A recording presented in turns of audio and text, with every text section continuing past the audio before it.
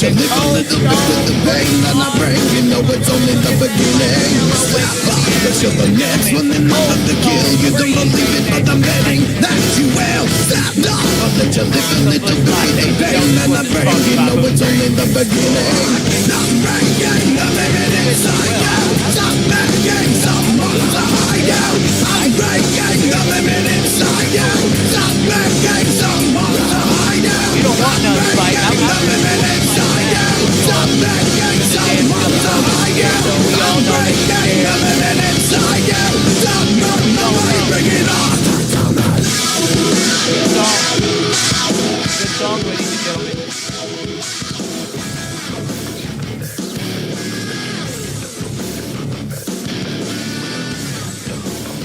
Man, John.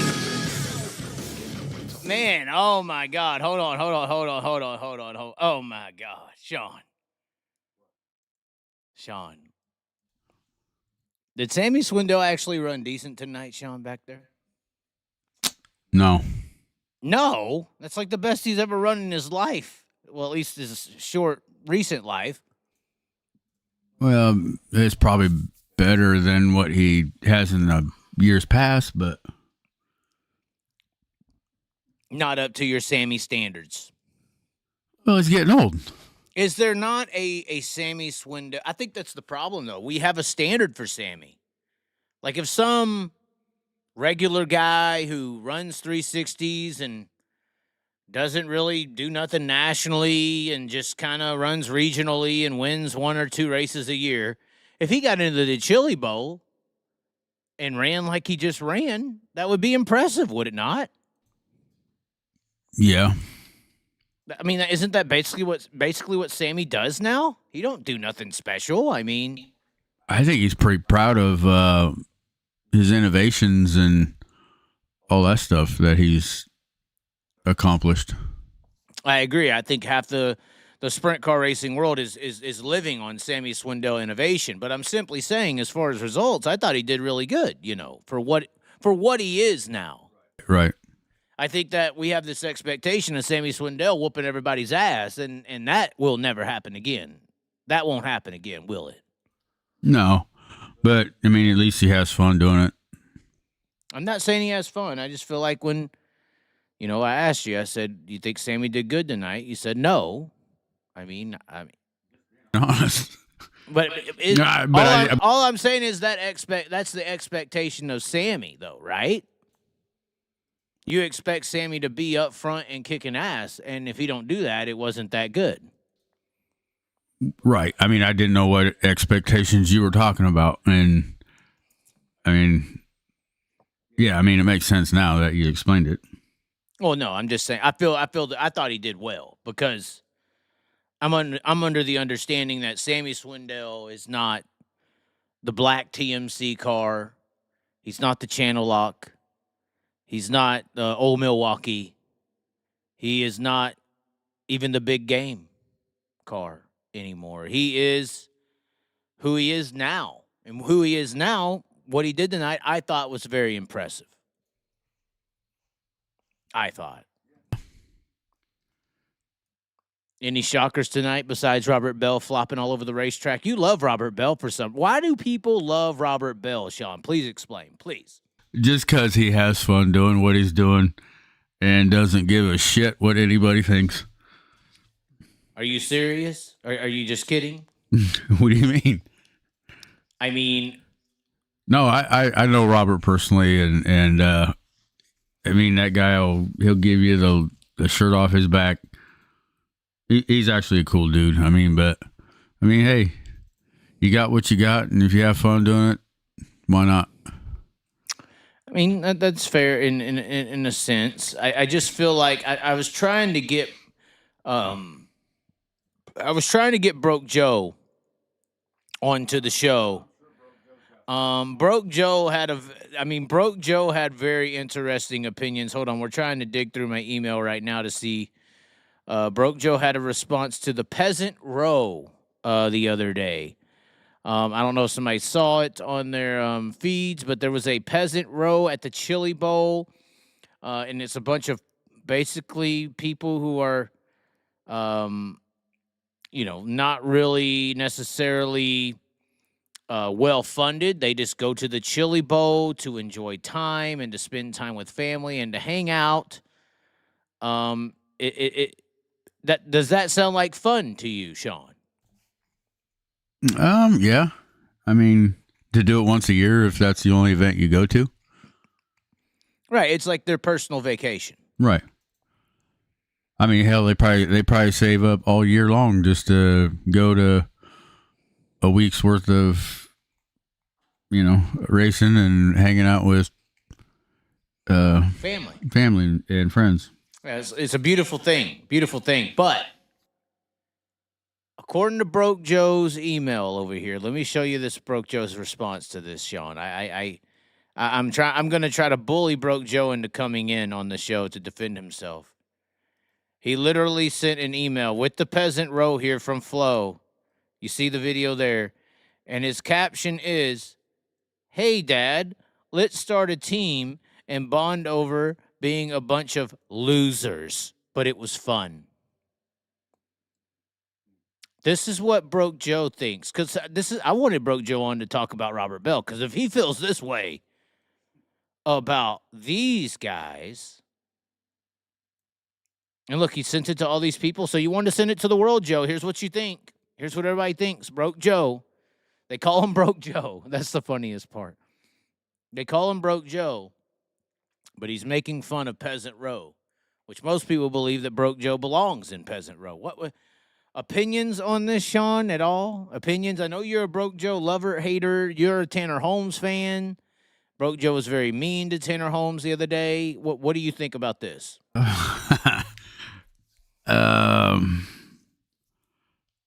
If we're gonna talk about work ethic, I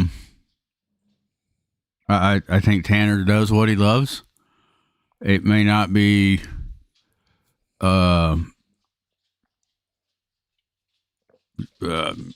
stressful work like if I like me, I'm a diesel tech, so yeah, I mean it's a lot different.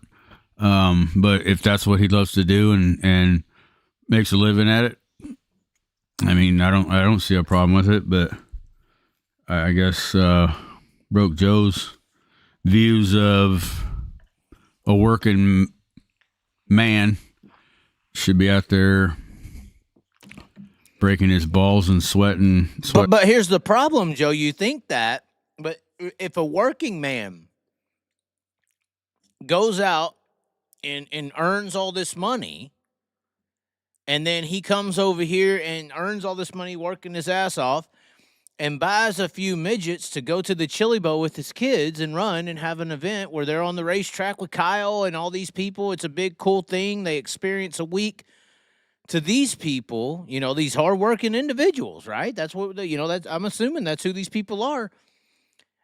Broke Joe still views these people as literally saying to, I guess, their son to the dad, let's start a team and bond over being a bunch of losers. But it was fun.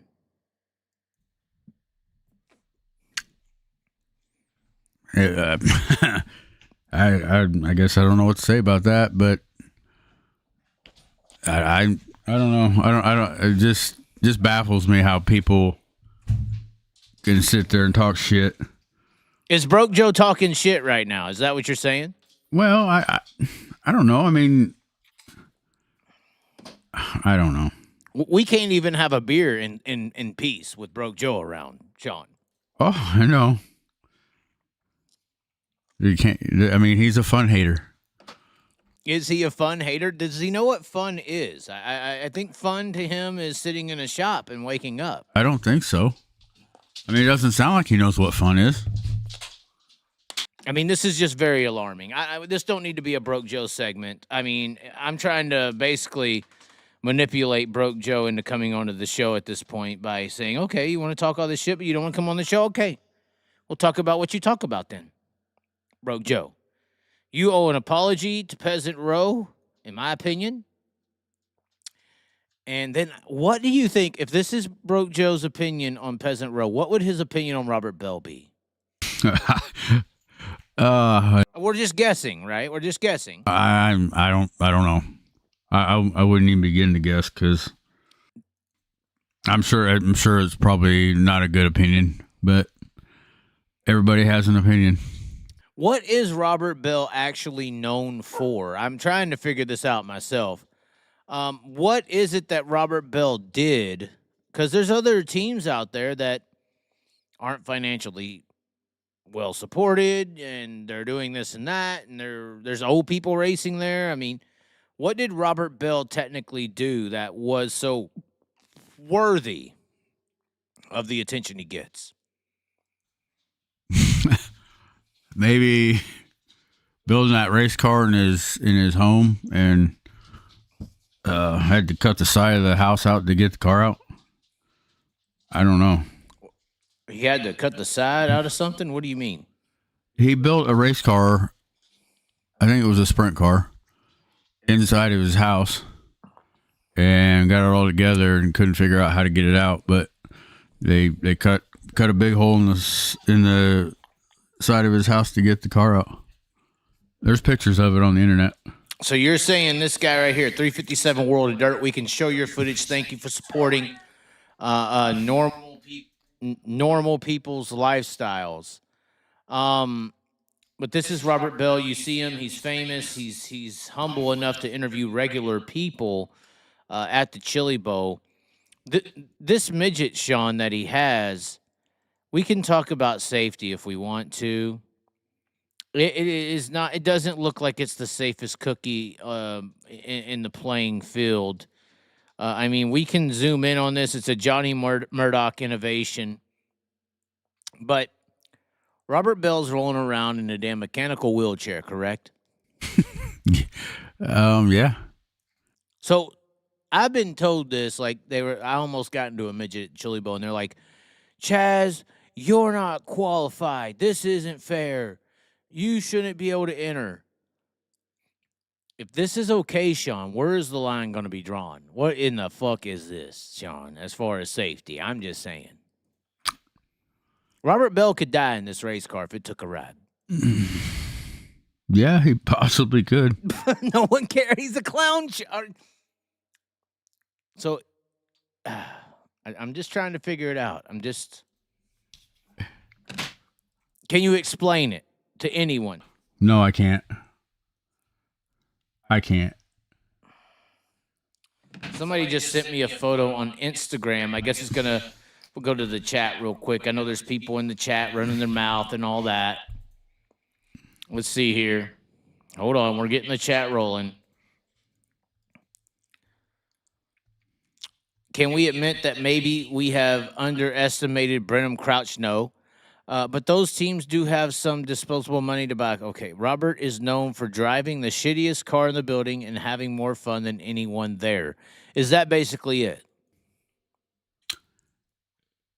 Yeah, I would say so. Okay. I mean, that he's in his own mind. He's having fun. Okay. We got somebody who sent in some photos, but continue. No, I mean, he just has fun at what he's doing. I did see this tonight. Obviously, Cy Lynch announced that he would be on the High Limit Tour. I'm not going to say this is Brenham Crouch-ish. I don't know. I feel like Cy Lynch is good. I feel like Cy Lynch is better than Brenham Crouch, for example. What do you think of this announcement? Calculated, planned. That's fine. That's how High Limit should operate. Cy Lynch going to the High Limit Series. Will it make an impact at all, though? I don't know if it will for most of the season. What do you mean? What do you mean impact? Like, is Cy Lynch all of a sudden going to come onto the tour and, oh, my God, we have a contender or something? To me, Cy Lynch joining High Limit is very similar, in my opinion, to Cole Macedo or Garrett Williamson. It's in that same wheelhouse. It's not like a premium signing. It's not a big deal. Oh, no. Not at all. I mean, they may want to make it a big deal, Ducati and everybody getting involved. But it's not really a huge deal. But I guess, Chase Randall's going to join High Limit apparently. Oh, shit, I just dropped news. Did I just... they're going to shoot me, Sean. What happened? What'd you say? I missed it. I said Chase Randall's joining High Limit. Really? I've had a few too many. Boom Briggs, you're in trouble. This isn't funny, Sean. Just they're gonna shoot. They'll never tell me anything again. They being Illuminati. I get messages from the Illuminati. I have their number on my phone. Am I gonna go to hell for this? At least a stone cold hell. At least I'm sure you're gonna hear something. Oh God, we're going to hell, guys. We broke the news and we weren't supposed to do it. But anyway, Cy Lynch and Chase Randall added. Okay, so what is this? Is this Robert Bell right here, Sean? Yes, sir. That's Robert Bell. What is he doing in overalls? No, I don't believe that's Robert in overalls. I believe he's got a tear right below his buttocks. You see where the crack is? There's a hole. What? Yeah, maybe he paid some dues before he was able to pull the car out of the trailer. I'm not sure, but... Oh, my God. What is this? Hold on. We got another picture here. Oh.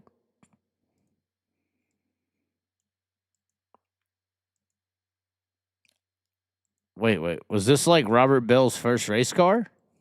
I believe so, yes. Yep. Yeah. I'd cut a hole in the side of his motorhome or his mobile home. You were just telling the story about this. Yeah. It's there's proof right there. Why is this celebrated? Broke Joe would have such a fucking field day with this. He would have such a field day with this. Oh. I'm sure he would. What is this? Is that why Robert Bell is Robert Bell? When you see it and you're like, what is this? That I honestly think that's what made Robert Bell famous. And that looks like a single wide trailer. Yeah.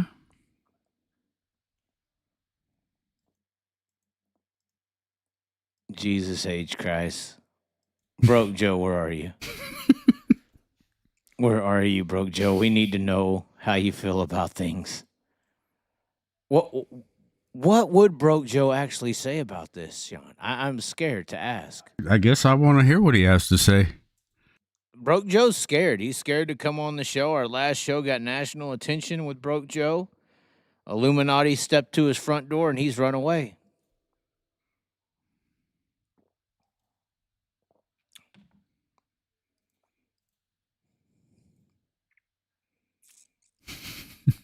Somebody said it's a tree stand. I'm surprised they didn't tow the trailer home to the track. Wow. Somebody said, Chaz, your girl Hannah Newhouse is knocked up. Why do they keep trying to set me up with Hannah Newhouse? What is the deal with Hannah Newhouse? Why do they do this, Sean? I thought she was single. Well, apparently she was with Dylan Welch. They were like engaged or something. That fell apart, and you're telling me already. You're saying already she's already pregnant with somebody else's, and maybe that's why Dylan Welch took the check out. Well, there goes her. Was she a pit reporter? She was. I ain't heard about her this year. Actually, she was Dirt Vision pit reporter. I don't know what she's doing now. Actually, I ain't seen her on this Dirt Vision. Dirt Vision's all over the Chili Bowl. Hello. No, she was the Dirt Vision girl. Yes, she hooked up with Chris Madden's ex-crew chief. Well, wow, we're getting a breaking news here, I guess. I didn't expect this to be the news. Dylan Welch obviously didn't want to hear this. You people are horrible. You are disgusting in the chat. I don't know why y'all are here. Heard Chaz is not going to Chili Bowl because he got caught sexting Aisha. Who is that? Is that some kind of like famous driver or something? Who is Vanderlinden? Who is this? Asia Vanderlinden. I don't know. Hannah wants Robert Bell, so it's so obvious. Hey, race fans, attention in the pits. Be sure to stop by my mama's house and grab some amazing food and drinks. They be glad to serve you some. Oh, my God. So do we make the announcement right now, Sean? Whose house? Do we make the announcement right now, Sean, that we are actively seeking funding to go to the Chili Bowl? You are prepared to go to the Chili Bowl at noon on Friday, correct? That's the plan if I can get off at noon. PayPal and Venmo links in the description. We need gas money, hotel money. Them hotels ain't cheap, Sean. No. That pit pass on Friday, it is $60 for a pit pass Friday and $75 on Saturday, is it not? That would be correct. That's a lot of money. That's a lot of money. But we are actively seeking support. PayPal, Venmo links in the description if you want to see the Chaz and the Sean take over the do we need to hold on? Do we need to give them another scene here? The Cold Stone Cream Austin coming to pow that motherfucker. You know what I'm saying? I'm just gonna hang at the top of the ramp, Sean. That's what I'm gonna do. I'm gonna sit at the top of the ramp. We get there Friday. I'm just gonna chill at the top of the ramp, kind of like that Walrus guy when he's in Victory Lane. That Walrus. I'm just gonna stay. I'm gonna come in there like this, no shirt on, Jello or flying, Cold Stone Cream. And I'm just going to sit at the top of the ramp and hang out all night. And if anything happens, I'm going to be the first one to get my ass knocked out. That's what I think is going to happen. We'll see. PayPal, Venmo links in the description if you want it to actually happen. We do have some actual topics to talk about. I know it's very crazy to think that we actually have topics to talk about. Obviously, your winner tonight in the main event was Emerson freaking Axum, ladies and gentlemen. How did this happen, Sean? He obviously wore a hat for the first time, a TRD hat. He had a TRD suit on, I think. He was driving a Keith Coons car, I think, for the first time. If I'm wrong, you tell me. But this was like, you could tell that Pursley just was not as good as him. No, he wasn't. There was no hope. And Axum, I think, is like really hungry. Axum's ready, you know. Kyle Busch shouted out Emerson Axum. That probably made his day. Made him feel like a superstar when Kyle Busch mentioned his name. The clip over here is from that clip. And honestly, Emerson Axum, I've been talking about him for 5, 6, 7 years now. He's one of the best damn race car drivers in the country. He's finally getting some wing attention. He is now solidifying himself on the top levels of the midget division by being able to win the Chili Bowl, which is one of the ways you do that. And Emerson Axum is just, his future is bright. And this is another driver who has not announced his sprint car future. If I am the World of Outlaws or I'm a high limit, this is where y'all got to start. This is how you people, hold on, let me get serious. You people in the World of Outlaws and Flow Racing and all that stuff, you want to know how you beat the other guy. You beat High Limit or World of Outlaws. You beat the other guy by doing whatever it takes to get Emerson Axum into your field. I don't know the situation.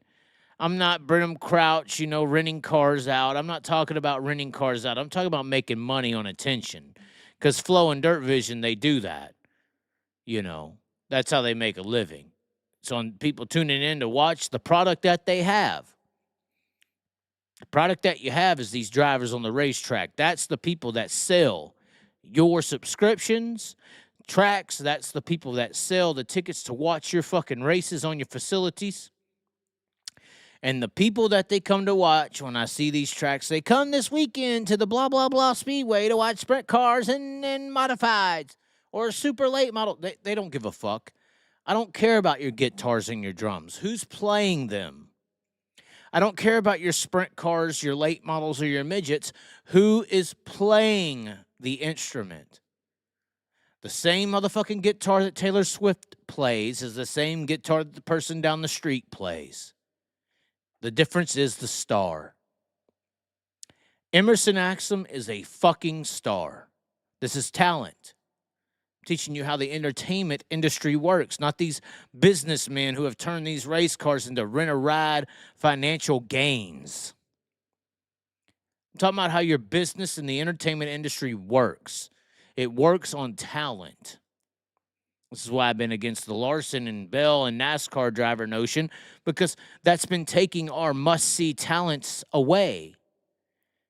Meanwhile, we got guys just as talented as both of those, or any of the but more talented than Corey Day, going away, or the ones who don't go away, who don't get that opportunity, were just as talented. They just don't get the same recognition or respect. The Buddy Kofoids of the world.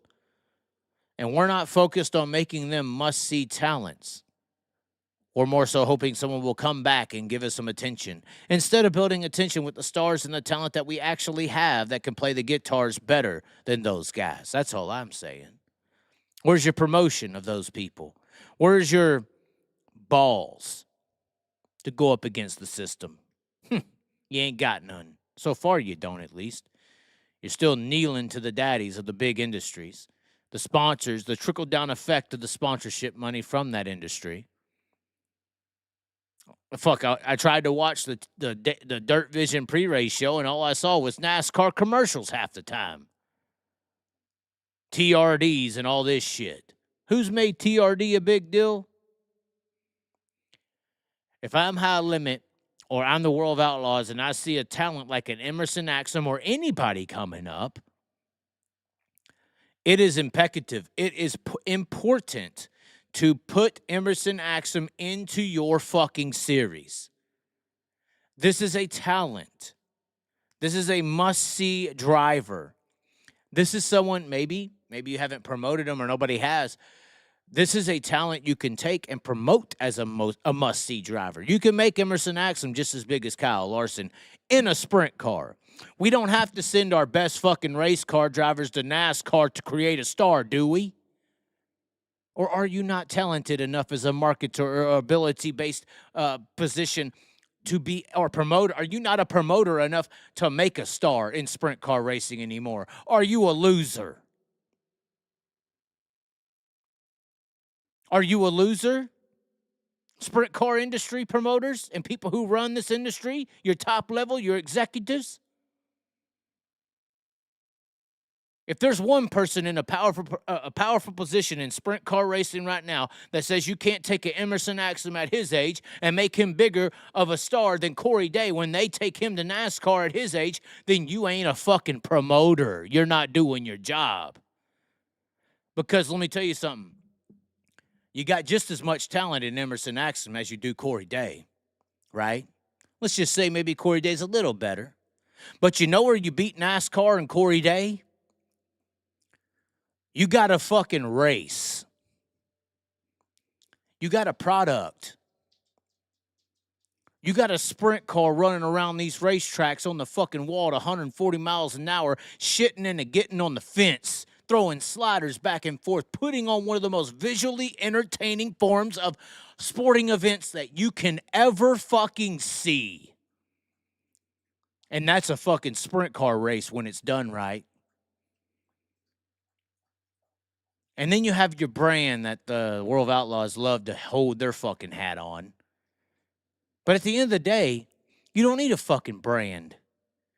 You got a talent like an Emerson Axum, and you got a product like sprint car racing. And the High Limit Racing Series is in existence because Some people don't think the World of Outlaws has properly promoted the product of sprint car racing to the general society around us. So if there is any person in existence running or in control of the sprint car racing industries, High Limit, World of Outlaws, hell, anybody, and you don't think you can take an Emerson Axum and put him in a high-level national sprint car series and make him a bigger star than NASCAR taking Corey Day and putting him in those boring fucking wannabe sedan pieces of shit fucking next-gen cars and making him a star, you're a fucking loser. Because you have just as much talent and you have a hell of a better product. That's my whole problem with the dirt track, sprint car, and late model industry. You have the best fucking racing product on the world, but you ain't got nobody out there promoting it properly. Well, you got to respect asphalt? Why? Because they got more money than you? Okay, bitch, you can't perform then. You ain't got the talent, right? Not the talent on the track, but the talent in the behind-the-scenes marketing and promotional abilities. You don't know how to take something that's a winner and make it a fucking star. You're not a Don King, you're a Don bitch. You got Mike Tyson's out here throwing bows that the dirt or the NASCAR people can't even fathom. Or have just as much an equal opportunity, we'll say, with Corey Day. But you got a product on these fucking racetracks, these dirt tracks, buddy. The visual entertainment in a good sprint car or super late model event dominate any asphalt race we've ever fucking seen. And you people can't fucking promote. You're a bunch of losers, in my opinion.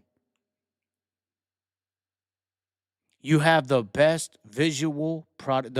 You have the best tasting cheese hamburger, Subway salad, vegan fucking vegetable bowl, according to Kyle. You have one of the best products in the world, and you can't sell it.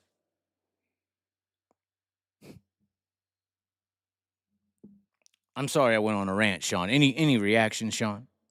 No, you said it. Yes, you said it perfectly. I'm not alone in this. Everyone's watching and seeing it. Everyone's watching and seeing y'all fucking fail like a bunch of punks. You're a bunch of punks. And until you make this fucking Emerson Axum and this sprint car thing bigger, until you start making it fairly represented, and when it's fairly represented for a sprint car super late model race is number fucking one in the world, because we all watch racing. We're all race fans. Our dirt track shit's number one, bitch. There ain't nothing out there that's more appealing to the visual eye. We got the action. We got the sliding back and forth. You know what? We don't have stars. Oh, because we keep siphoning them off to NASCAR. We get a star like Corey Day, spend fucking 5 or 6 years building them, we send them off. We got a star like Christopher Bell, spend fucking 10 years building them, send them off. We got a star like Kyle Larson, spend 10 years fucking building them, investing into them, we send them off. And the return on that investment is when he comes back and rewards the crowd. Fuck you, lazy promoting. Y'all lazy-ass motherfucker fucking promoters. When I said 5 and 6 and 10 years of investment into these guys, I ain't talking about you in the promotional industry. I'm talking about these car owners and these sponsors and these people who invested into them to put them into those positions. They put them into those positions, and you know what? You couldn't sell the fucking dirt track career in the stardom more than the NASCAR stardom could, and they fucking left. You promoters of this industry have linked this whole entire dirt track world down.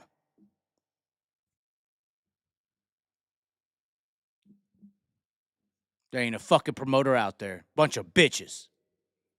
That's a little mean, is it not, Sean? I'm just saying. No, said it perfectly. I'm going for 30 or 40 minutes about this, but I'm looking at Emerson Axum right here, who just won a prelim night, put it on Dason Pursley's ass. Somebody who's busted his ass to get to where he's at. And I know I broke the news on Chase Randall a little bit earlier. I'm going to burn every fucking bridge I got right now. Chase Randall is just as much of as a prospect, in my opinion, as Emerson Axum. But a driver like Chase Randall in our current dirt track racing industry has to spend $600,000 to rent out one of your national sprint car rides to go on one of your fucking tours.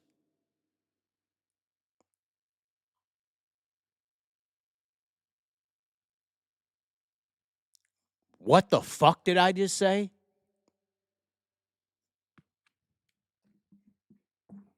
You lazy fucking promoters. That's why they're doing it.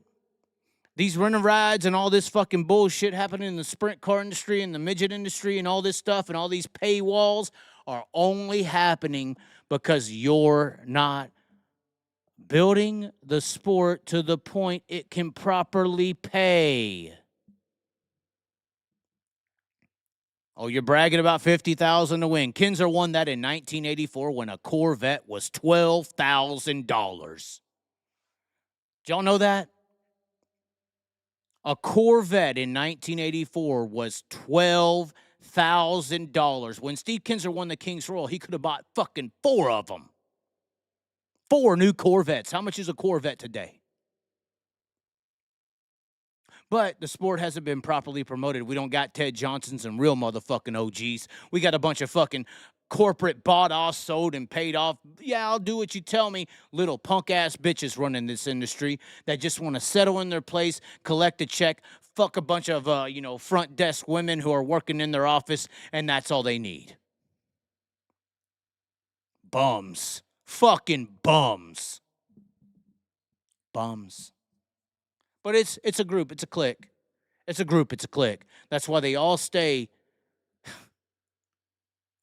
in place. It's all about job protection. It's Wall Street on the dirt track level. Am I getting too mean, Sean? I'm trying to check myself. Check yourself. You want me to stop? No, go ahead. Keep going. Oh, come on, then. What do you mean? Is it too mean? I'm being... Well, I mean... Some of these people need to hear that. They don't have nobody willing to tell them that. They got a bunch of yes men. They paid money to tell them yes. Bunch of men they paid that are really a bunch of boys and subservient fucking leash dogs to tell them what they want to hear. They don't want to promote. Lazy. Here's the story right here. Emerson Axum shouldn't have to pay a fucking dollar to be on a national tour. He's what's going to make you dollars if you promote. Here's you a Taylor Swift. Oh, I don't know how to promote him. All right, bum. Fuck off. Ladies and gentlemen, I'm sorry. I'm just getting very pissed off at this topic. I see somebody like this, and I'm just like, oh, well, maybe he'll get an NASCAR right. No, fuck that. We have to make these guys bigger than Max fucking Verstappen. Bigger than Kyle. I ain't worried about Kyle and Corey. Corey's career is destroyed to me. That's how you should feel as well. He left our product. He's no longer in the burger that we are serving. Fuck that ingredient. If that's the meal you're trying to serve, if you're promoting a product, that's how you should feel.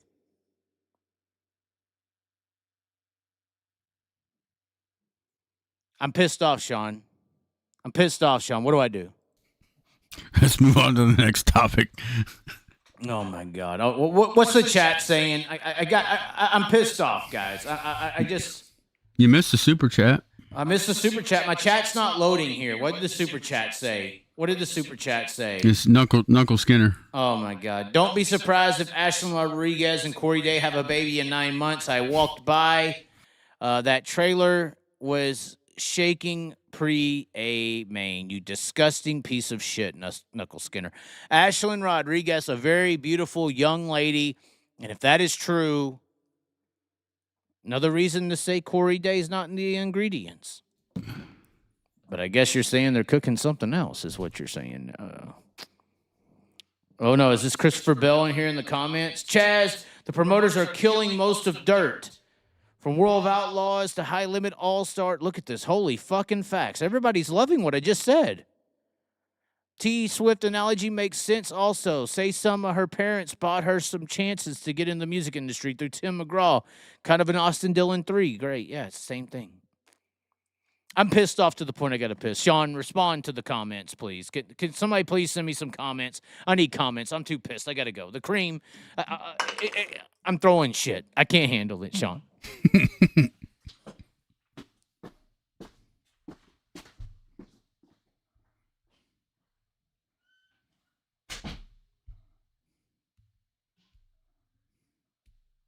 What should we talk about?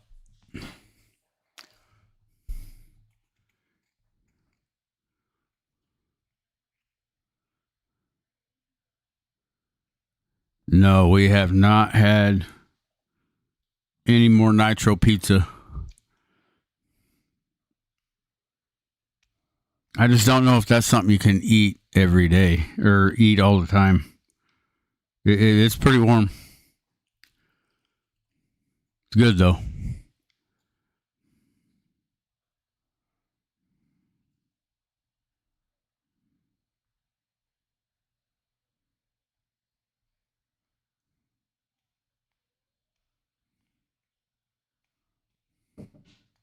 Kind of sounds like Dave might have already found what he wanted.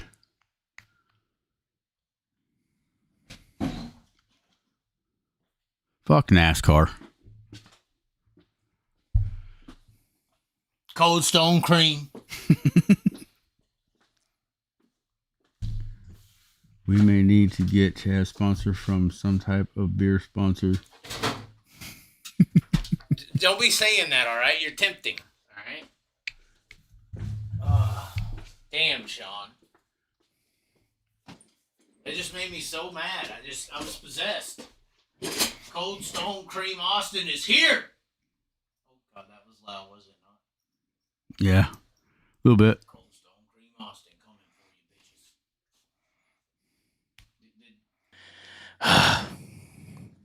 Jason Admire. What? He says, "Hey, my mama's house got. I got that damn heart in the way. I can't read it. Big deck. Also, hope you can come by." So Who's this? Jason? Who's this Jason Admire? Jason, are you saying you're in Tulsa or where are you located? Because we are trying to affordably, right? Travel. Hold on, what'd you say? Yes. We're trying to affordably go to the Chili Bowl. PayPal Venmo links in the description. We need it today. Literally, we're trying to make the decision in what, next 10, 12 hours? At least 24. This time tomorrow, we have to decide, right? Yep. So, I mean, PayPal, Venmo links in the description. If you want to directly support, I know, Knuckle Skinner, you sent the super chat. That is amazing. That's great. Unfortunately, YouTube takes 40% of your $20 you sent. Pretty shitty, I think, by them. But, Knuckle Skinner, if you want to go to the Venmo or PayPal links in the description, that will help a lot to make this situation happen. But Jason Admire, Sean wants to know, is this a scenario where we could, come by the mama's house and get a free meal? I think that's what you're asking. No, I just kind of want to know if he's lives down there. Is there anybody hot that's 22 and up that I can rebound with? I mean, Mama's house. How old is Mama? Does Mama look kind of decent right now? She wear makeup every day. I'm just asking, Sean. No, I'm just playing. I've been told spicy and really, really hot food is only good for you if you have tapeworms. Other than that, don't eat that crap. That's scary. Yes, Tulsa. Don't give out your address, Jason, on a live chat. You're going to get shot, especially if you support the Chaz. Hold on. Let's see where this address is located. I'm going to show everybody on Google Maps. Oh, no. Oh, no, we just got a text message from Dylan Ramey. Oh, God, dang. Hold on. Oh, my God, Sean. Oh, this is the Dylan Ramey. We may have to rehash the situation here. He may have had a few drinks already, and he's ready to Oh, he said, yep. He's ready, Sean. East 3rd Street, Tulsa, Oklahoma. There's the East 3rd Street Pella. Oh my God, he is not far. He's downtown, dude. We should go bowling. There's a badass bowling alley down there. This looks like a damn industry. Look where he's trying to send us, guys. He's trying to send us to a back. He's trying to kill us. He's trying to kill us. That's what's going on. Dude, there's a badass bowling alley in Tulsa, Oklahoma. It's like one of the best. It is so badass.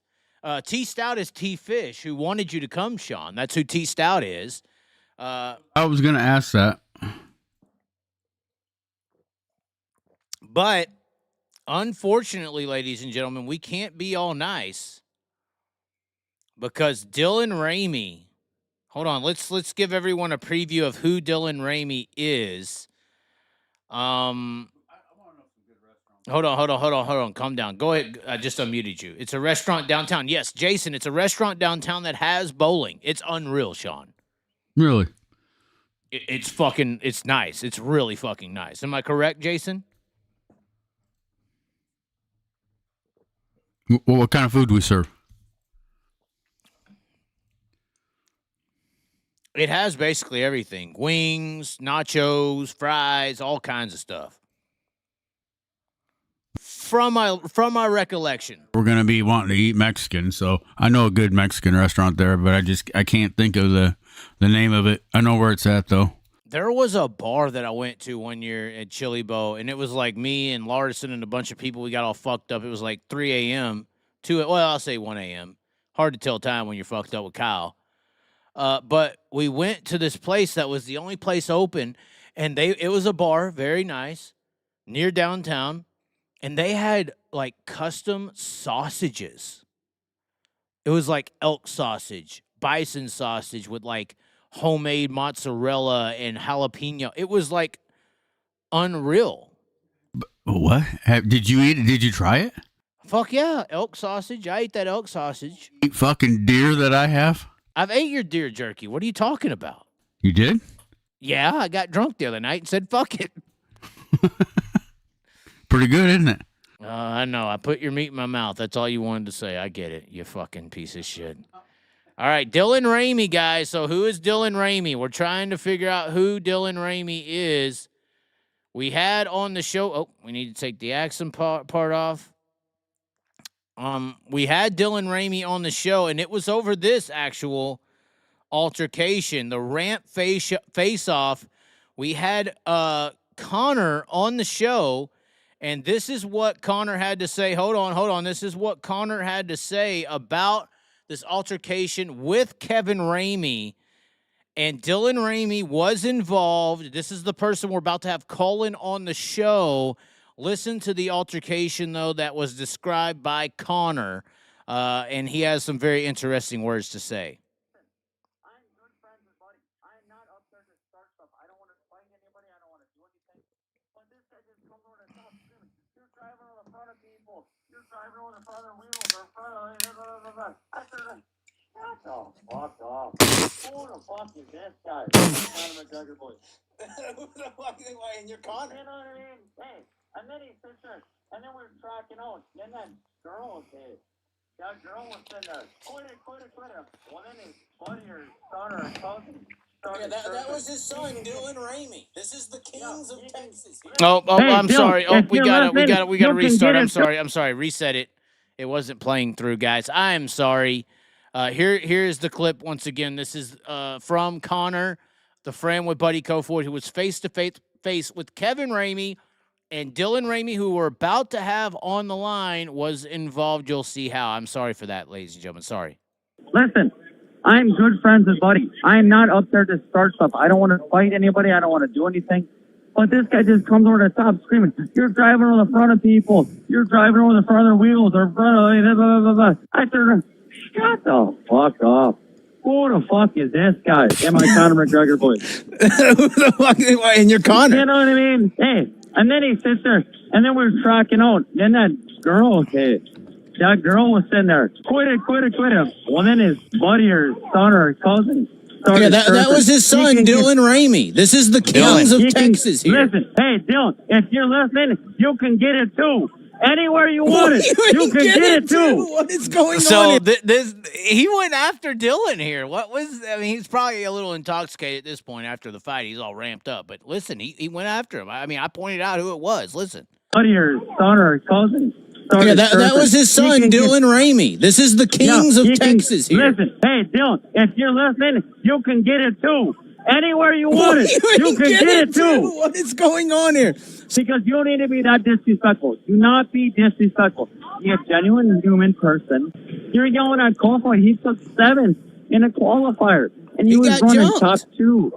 He got jumped. Exactly. Now the 7 Exactly. car, the blue 7 that was collected with Kofoid, I believe is a Kevin Yes. Ramey car, but it didn't look like that was his fault at all. Maybe something happened on the track after that. I don't know. No. Chaz, let me ask you, where was he supposed to go? There was nowhere in that instance in that wreck. Nowhere. I'm thinking maybe something happened. I'm right on here the in track turn after. 4. He couldn't go anywhere. Okay. I'm right here. Where was he supposed to go? On the cage? Yeah, I mean, What is this, WWE? he had Is that what nowhere we're to doing go. tonight? Well, he tried. He looked like Kevin Ramey was bringing WWE to you, and you were giving it right back. That's what it looked like. Yeah, well, I'm Cold Stone Steve Austin, so come and get it. So that's the clip. Sean, reactions to the clip. That was pretty funny. It was funny. I don't know how many times I've listened to that today, So what do you, and I laugh every time. we're about to try to call Dylan Ramey, who was called out, I will say. It's scary to call people who are awake at 11:35 p.m. who just say, hey, call me. Let me go. But here we go. We're going to give it a go, ladies and gentlemen. Dylan Ramey, we're calling him right now. This could go really bad very quick. Hello. Hello, is this Dylan? Yes, it is. Okay, so, Dylan, we just played the clip for the people. I am honestly more curious, out of everything that happened last night on the ramp, or yesterday, what was it that y'all were actually upset about? What happened? Okay, so we, Jaden Rogers, he's our I driver, did point right? that out, yes, the blue 7. I didn't know what had happened there, Yes, though. the 7R, Jaden Rogers. Okay, so we weren't mad at Buddy, right? He was mad at Ruschenberg, which is completely understandable because he did get drunk by Ruschenberg. Right. That is, I perfectly understand that. I would have been mad too. But when you come up the ramp at Chili Bowl, you don't turn people sideways at the top of the ramp into a crowd of people. Okay. That is why my dad was mad, because me and him almost got ran over. Okay, because I So- did see that Kofoid had kind of went up, and Ricky Thornton was mad at Rosenberg because he was the fucking dirtiest guy there ever was. But I did see how Kofoid pulled in behind him before they went up the ramp. So you're saying? Yes, and Go ahead. so when you get to the top of the ramp, you know it goes from dirt to concrete, right? Correct. Well, after every race, there's a crowd of people going due to the race being over, and the crowd of people that go with it, and the people that are on the racetrack, which is perfectly fine. But when you turn a car sideways into a crowd of people, when there's kids up there, that's not okay, right? So You is don't that want what somebody to get run happened? over So and get I was hurt. trying to figure it out because it didn't make sense that y'all would be upset about the wreck on the track because obviously, honestly, in my opinion, that was T-Mez who caused that. But Yeah, Kofoid had nowhere to so- go. No, Kofoid didn't have anywhere to go. He was going to slide Jonathan Beeson and came up short, so he slammed on the brakes to keep from taking Beeson out, spun out, and Kofoid got into Jaden. Right. Jaden's nobody's fault. You know, Jaden did the right thing by slamming on the brakes instead of taking somebody out like Ruschenberg did. No big deal. You know, we weren't mad or anything, but we were mad when we were walking up the ramp and we almost got run over because Kofoid hit Ruschenberg in the tail tank and tried to turn him into a crowd of people.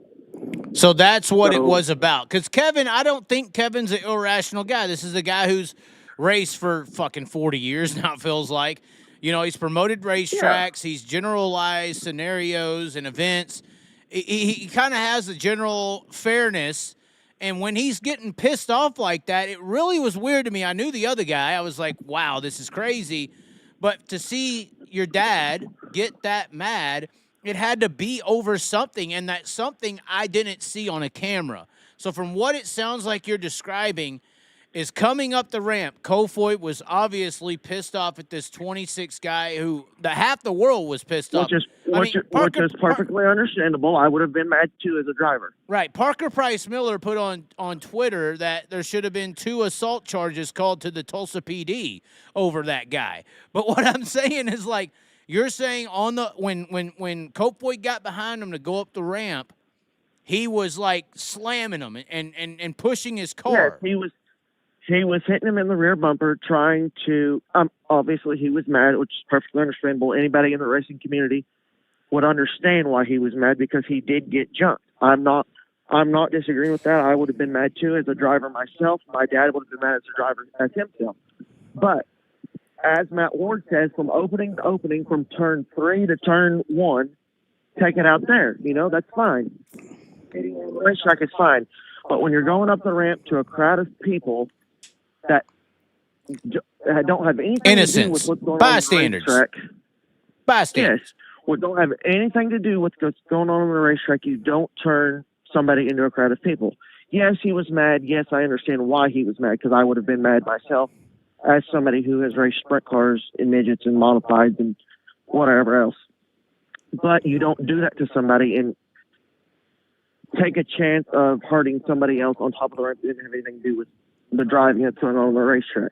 So you're saying basically in that situation, your dad saw something that was fucking wrong and wanted to tell Kofoid, hey, you know, I know. And my dad leaned in the car and said, hey, there's kids up here. You almost ran me and my kid over, you know, don't do that shit. Pretty much it's all he said. Well, then this Connor, that's his name, wanted to push my dad and tell him to shut the fuck up and shit, just because my dad was taken up for me. Obviously, I'm almost 22 years old, but, you know, I'm still my dad's kid. Well, he's coming from a promoter aspect. You know, he's seeing something done wrong, so he wants to tell somebody to think straight, well, you know? And my dad has a 2-year-old granddaughter. What if she was up there and she got ran over, you know? Yeah. I mean, that's not right. Well, then this guy wanted to motherfuck my dad because he reached into Kofoid and that never goes well. That never goes well when you motherfuck Kevin Ramey. I was trying to tell him about this.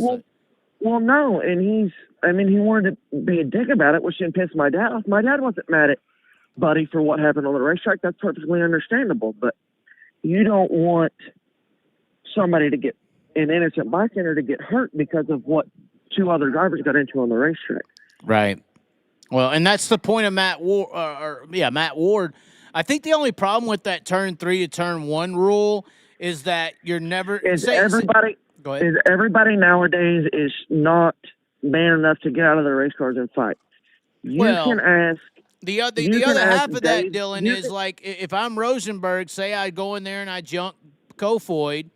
Kofoid gets out of his car in turn 4 and says, "Get out of the car." Are you really about to give up third spot on the racetrack to fight some idiot? Rosenberg's not going to. Right. It's never going to happen. Not going to. Yeah, this whole scenario. He's 15 years old, and Kofoid's how old he is. I mean, that's not fair. It doesn't even matter. It doesn't even matter at that point. That scenario of 2 drivers fighting in that area, unless they wreck together, which never happens, it's never there's never going to be a fight in that area because the other guy's never going to stop.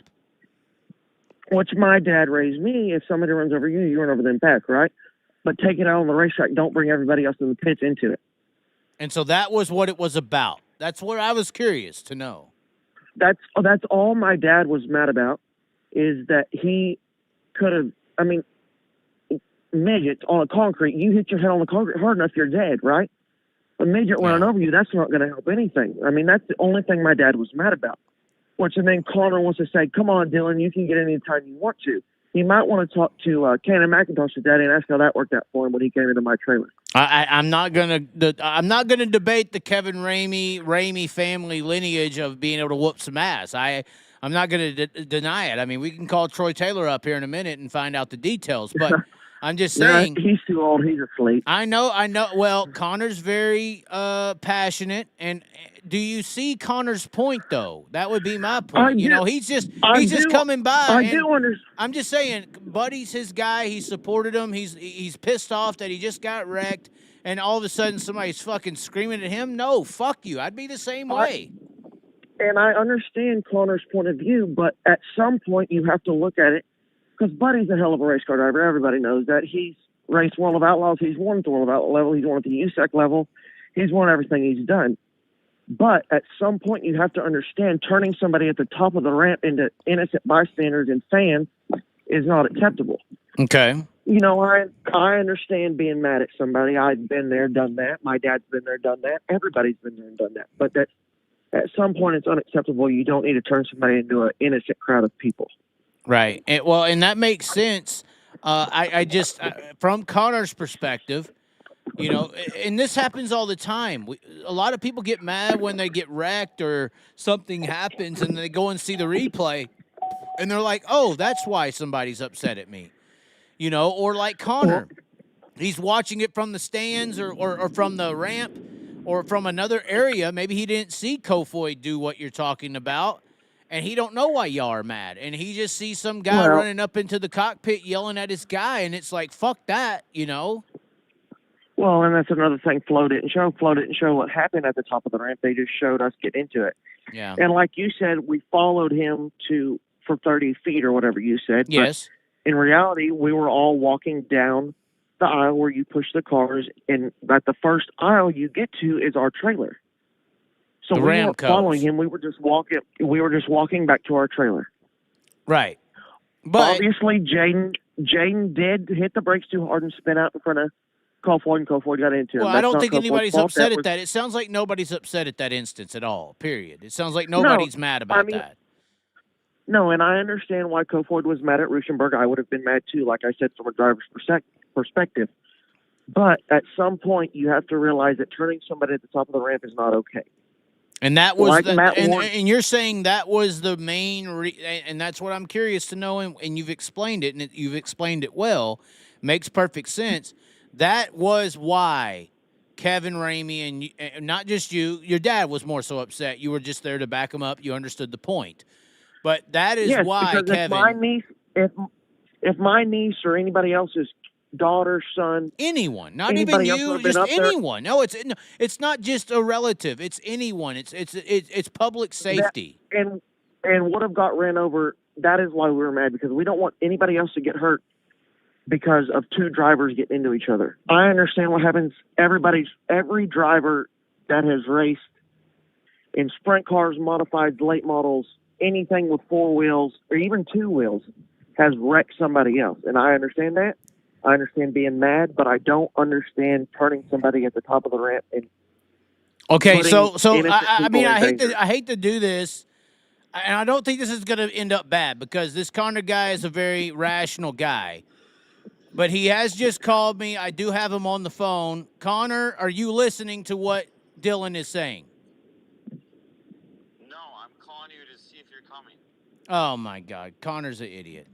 I'll call him after this. I will explain to him what you are saying, but I thought I could mend some fences here and get y'all to understand one another, because I don't think if Connor hears what you say here and understands why y'all were mad, then I think he understands. I think that this is a misunderstanding of a scenario, personally. Well, and that's why me and my dad were mad. Understandable what happened on the racetrack. I drive a sprint car and a midget sometimes. I'm not very good at driving a midget, but anyway. You could be. You just don't have the confidence, but continue. I understand getting crashed, and my dad understands getting crashed. My dad's been on both. My dad is both war shoots, crashing somebody, and being crashed. Anybody would be mad at the situation at hand that happened, and I completely understand that, because I would have been mad as well. But at some point, you don't wreck somebody at the top of the ramp and endanger innocent people that have no idea what's going on the racetrack. Yeah, I agree. I mean, I completely agree with what you're saying. If Connor knew this, I think he wouldn't have had that reaction. But I think it goes back to like what about the people who just saw it on the camera? Say they didn't even get to hear That's Connor what- say what he feels. And I'm not dishing Flow whatsoever. I'm not dishing Dirt Vision, Flow, start to finish. No, because anybody. they could have followed Because- up. because No, they no. You want the should views. dish them because they could have followed up. They could have went to both pits. They could have asked each person why they were upset, and they could have let people know. They didn't. But they want the views, and I completely understand. But that's bullshit. See, Right. that's not what we're doing here.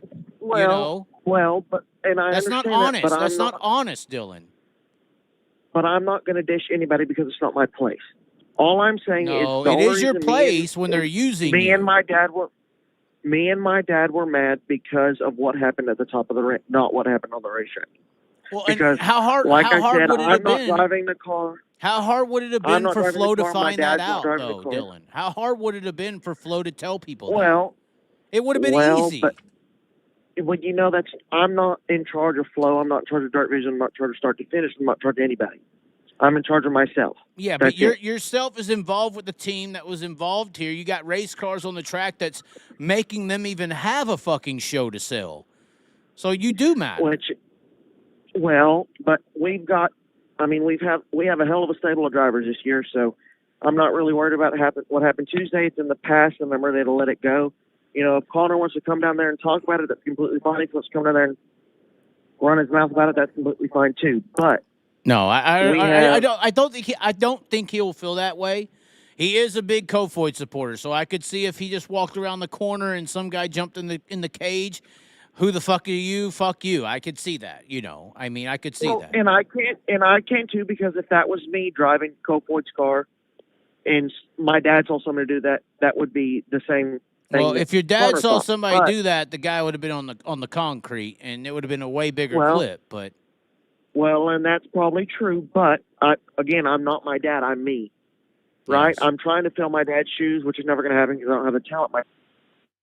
you have no You know, confidence. You it got is- whooped by the belt too much. This is a Texas thing, but I'm not going to get into the details. You don't have enough confidence, Dylan. You could be, but you got to believe. But regardless, who are some of the cars y'all have still running? I know Carson Bowden. I've been pumping him up. I think Carson is a real talent. I don't want him to get stuck in Texas. I don't want Carson to be a Justin Fifield or a Raven Culp or any of these guys who come up and are really good and just go nowhere. I want Carson Bowden to potentially go somewhere. I know he's in y'all's stable. Who's some other guys? Carson is a very good talent. He absorbs a lot of information from my dad. I had Tyler Courtney come talk to him because Brian Bolden wanted him to, just to, because Carson was nervous, obviously. Well, His Tyler first Chili didn't Bowl, his advise first time him in the on midget. women, did he? I mean, I hope not, but I mean. Well, it's not my place to get into that either. You even but have to laugh there. I mean, it's funny. I'm a funny guy, but I have the utmost respect for Tyler, but Brian asked me to have him come talk to him just to calm him down because he was nervous. His first Chili Bowl, his first time in a midget, and he makes his first prelim A main. That's pretty damn good for. oh, it's a amazing. 14-year-old kid. It shows the ability he could have. Absolutely, he could be the next Kyle Larson He if could. he gets the same opportunity. Well, I mean, But- he could be the next Kyle. I just think that even Sean saw him at Eagle for the first time. He was impressed. I had your mic muted. I'm sorry. He just like, God dang, he could. I just think that we need to develop superstars in the dirt world, and I think a future dirt superstar could be a Carson Bowden. Oh, 100%, absolutely. But we have tomorrow. We had Shane. I'm sorry. We had Carson and Chris Carroll was supposed to go Monday. Chris Carroll was driving my personal midget, and the oil pump belt broke and blew up. And Zane Lawrence brought his car up for him to drive, so he's going to go Thursday. So we're going to have Shane Cottle and Chris Carroll on Thursday, which is two pretty good chances.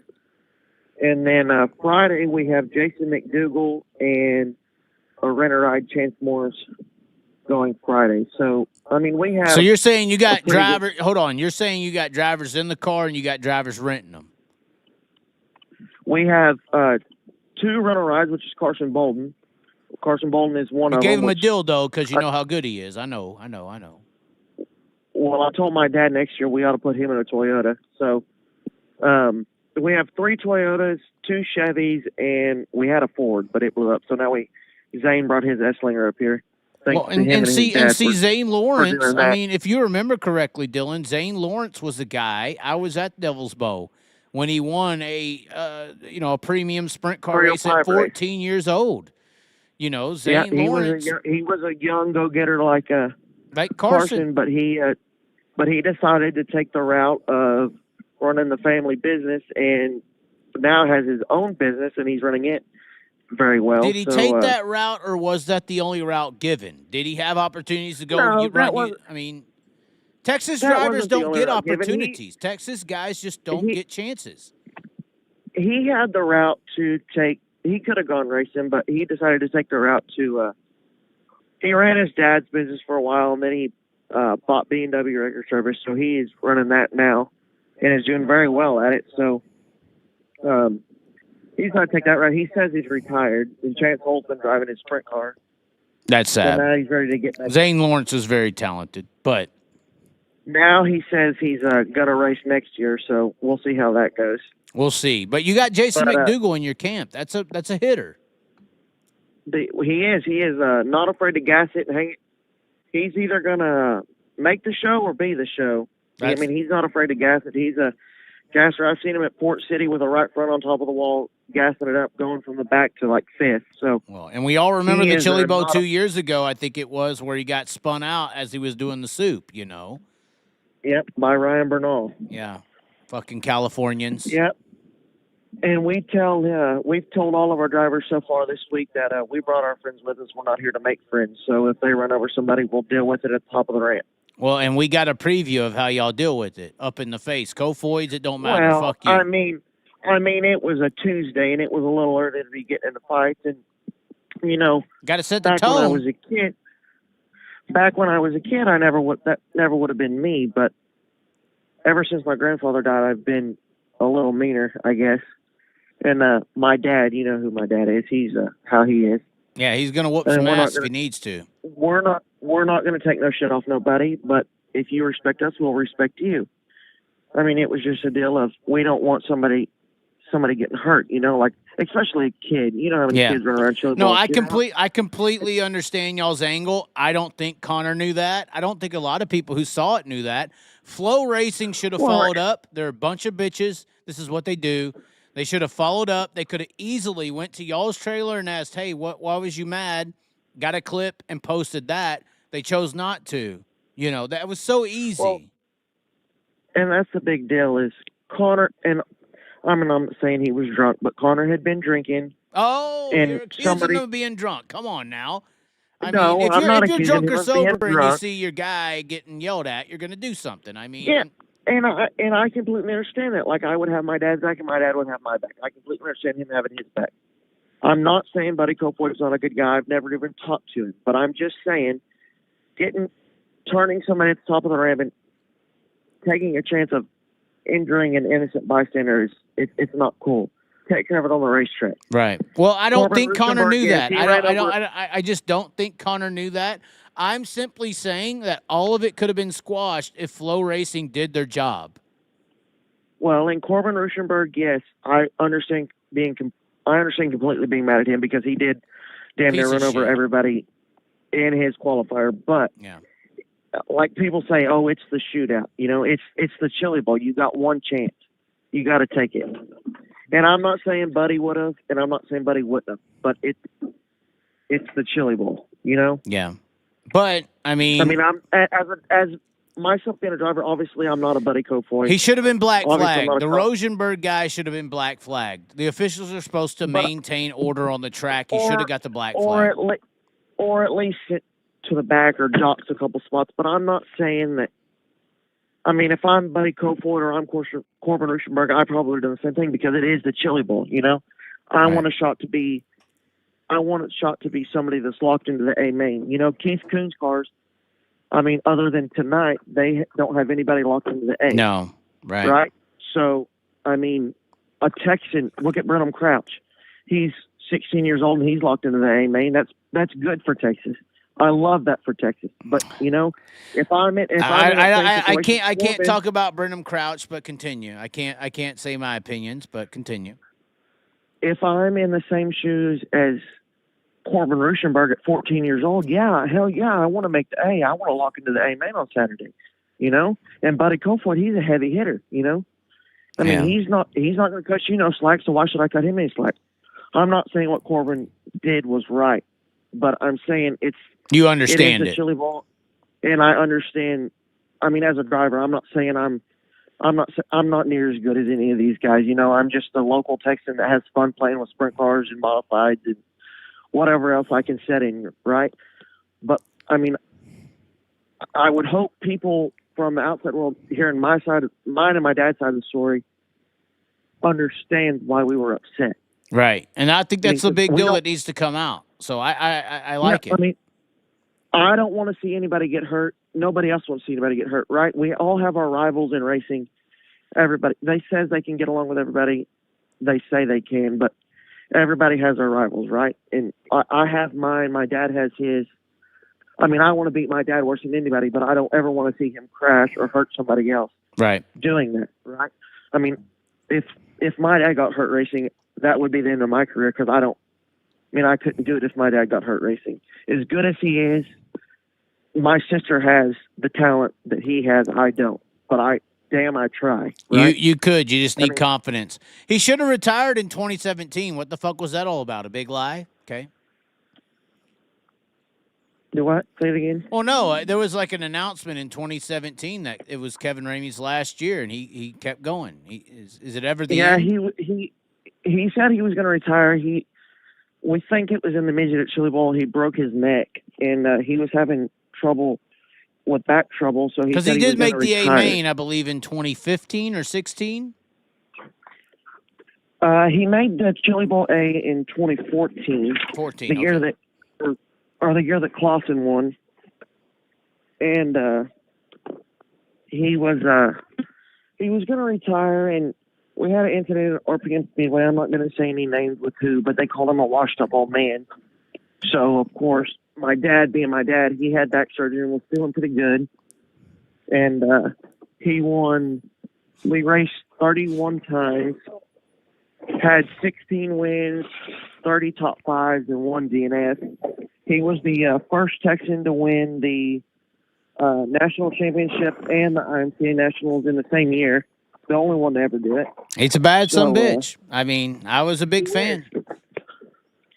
He is, and he had the chance to go do the all-star stuff back in the day, but my mom was pregnant with my sister, and he didn't want to leave home, so he stayed home and took care of my mom and sister. Right. Which is completely understandable. I mean, do I wish he would have done it? Yeah, but am I glad he didn't? Yes. It's just like Connor. You understand why he made the choice. 100%. I mean, and I hope everybody else would. And my dad is very underrated for who he is.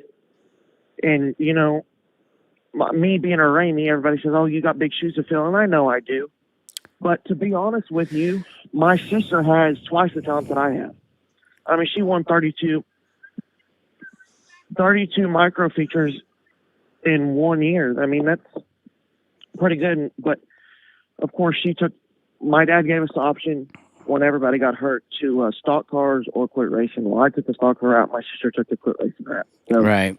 Well, you ain't got as big as shoes as Owen Larson. Golly, that's unreal. No, shoes. well, or Brexton Bush, and they are both very, very good for their age, Well, if I was to advise Brexton Bush, I would say go the dirt route because then you can't be compared. I mean, look at Kyle Larson. I mean, it's coming from someone that's raced sprint cars. I mean, I've raced sprint cars, midgets, modifieds, late models. You name it other than a Dwarf car and a Bang Banger, I pretty much drove it in a big block modified. But I mean, I've raced a midget one night. Or a sprint car one night at Meeker at Red Dirt Raceway, which is the best track in the country, in my opinion. And it's gone now. And no, it's not gone. Actually, they're having races there next year until it's sold. Oh, so it's for sale. It is for sale. And I raced my sprint car there one night and made it at the Mike Peters Memorial. I got lapped, whatever, big deal. And then I've raced my midgets the next night and turned over. I mean, and that just, people don't understand looking at Kyle Larson as a NASCAR guy, right? But I mean, coming from somebody that's drove a sprint car one night to a midget the next night and struggled, that gives me so much respect for Kyle Larson that can get in a sprint car and dominate and then get in a midget the next night and dominate. I mean, because it's two totally different animals. Right. I mean, a sprint car, you drive on the gas and straight in the corner, and in a midget, you got the lift and pitch it sideways, almost like you're crashing it. Right. In a late model, you got, the left rear comes up and you're driving Laying off the over. right front. Yep. And then a midget, you're driving off the right rear, and a sprint car, you're driving off the left rear. I mean, that gives me I respected Kyle Larson as who he was to begin with, just because he is Kyle Larson. But he, and then going from driving sprint cars to midgets, it gives me a whole new respect just because it's two totally different race cars. Yeah. It's not easy. I do think there's a lot of guys out there that are left behind that are on his level that didn't have the same opportunities, but it's not easy. It's an elite ability. No. And, people can say Larson came for money, but, Larson. Well, I never said Larson came for money. I said money came to him, and it's very true. And that is very true, but he has the talent to back it up. Yes. 100%. Even Kyle Busch, him going from asphalt, never running dirt, to running asphalt and going back to dirt, that gave me a lot of respect for him. I was never a Kyle Busch fan growing up, but now I am, just because he came back to the dirt route. Well, but that's I don't know if I call it roots, but that's just natural ability. Kyle Busch is, if you're an elite performer on any surface, I think you have the ability to go to the next discipline. Whatever discipline you choose, you're going to be elite because you have proven yourself. But anyway, I know you got to go to sleep. I want to see what Connor has to say when we give him this information. I'm very good. I'm very glad, that is, to get some clarity. And maybe I will see you Friday night. We will see if you'll see me get beat up at the Chili Bowl Friday. We will see. Well, all right. I will never forget the Jello wrestling when y'all started chanting Chaz. I will never forget it at Eagle. Eagle is a one-of-a-kind race, and I hope to win it one day just like my dad did. Well, you just need to be put in a car, I've got just as good equipment as he does. I'm just learning.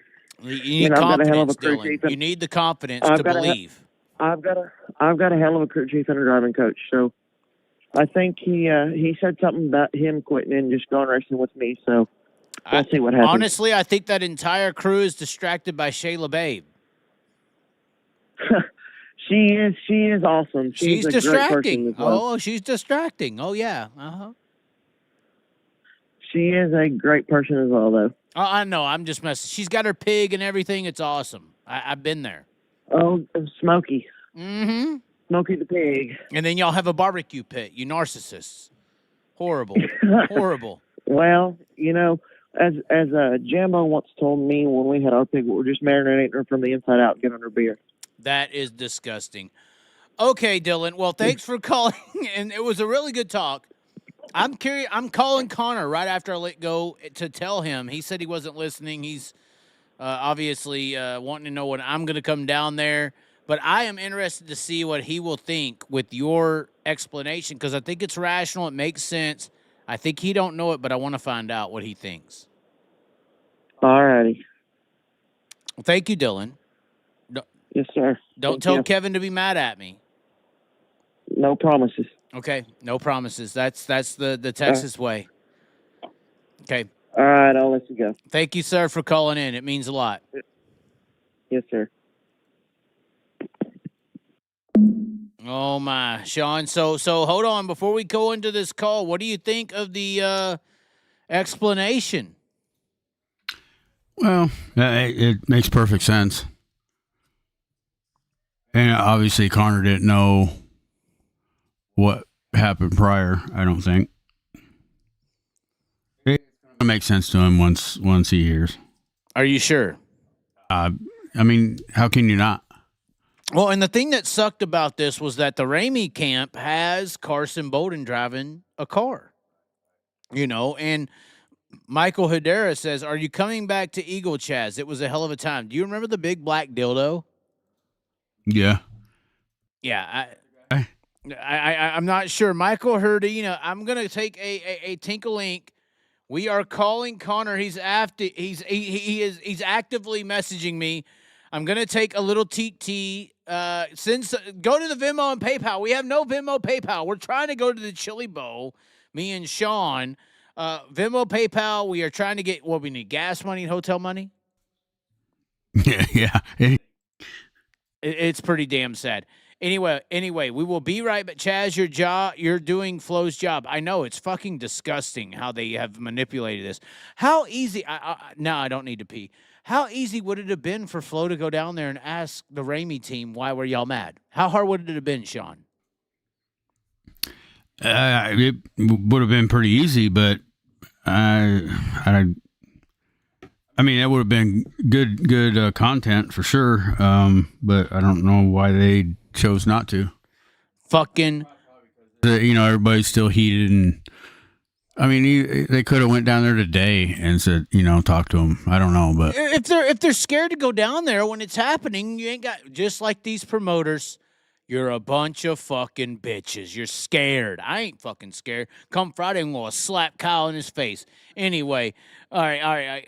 Respond. It had a name. It was Henry. Okay, we're coming right back. We're calling Connor. He's actively texting me. I have to tinkle. PayPal, Venmo has not been hit up. Y'all let me down, you pieces of shit. Tell him, Sean. Tell him. Smokey says he's sending 25.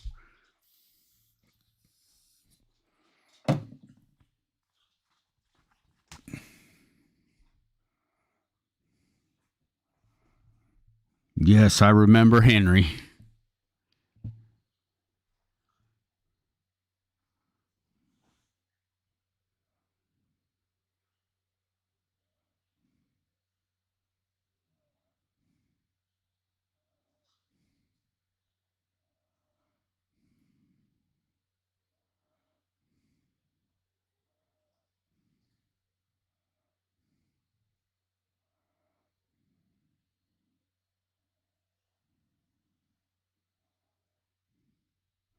Yeah, that's about right, Jason.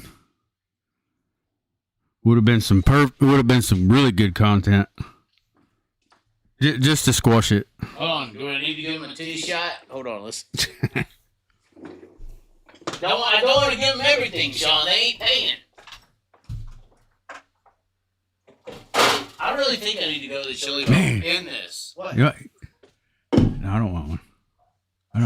Oh, you're being smart. I gotta go to bed, dude. I gotta work. I was thinking about that. I was like, we need to come in here and tell them that they don't know what they're getting with Sean, guys. You don't know. This guy has to get up at 4:45 a.m., correct? Yeah. Look at him. He's sitting here like, yeah. Yeah, I probably better get to He's my. hating his life I right better now. get Hold to on. bed. He wants the response from Connor, I think. We are going to go like this, the Stone or the Cold Stone Cream Austin. I think this is what we're wearing come Friday. This is what we're going to walk into the Chili Bowl looking like. All right, we are going to call Connor. Here it goes, ladies and gentlemen. Yes, the white screen, that is exactly what it means. Oh, my God.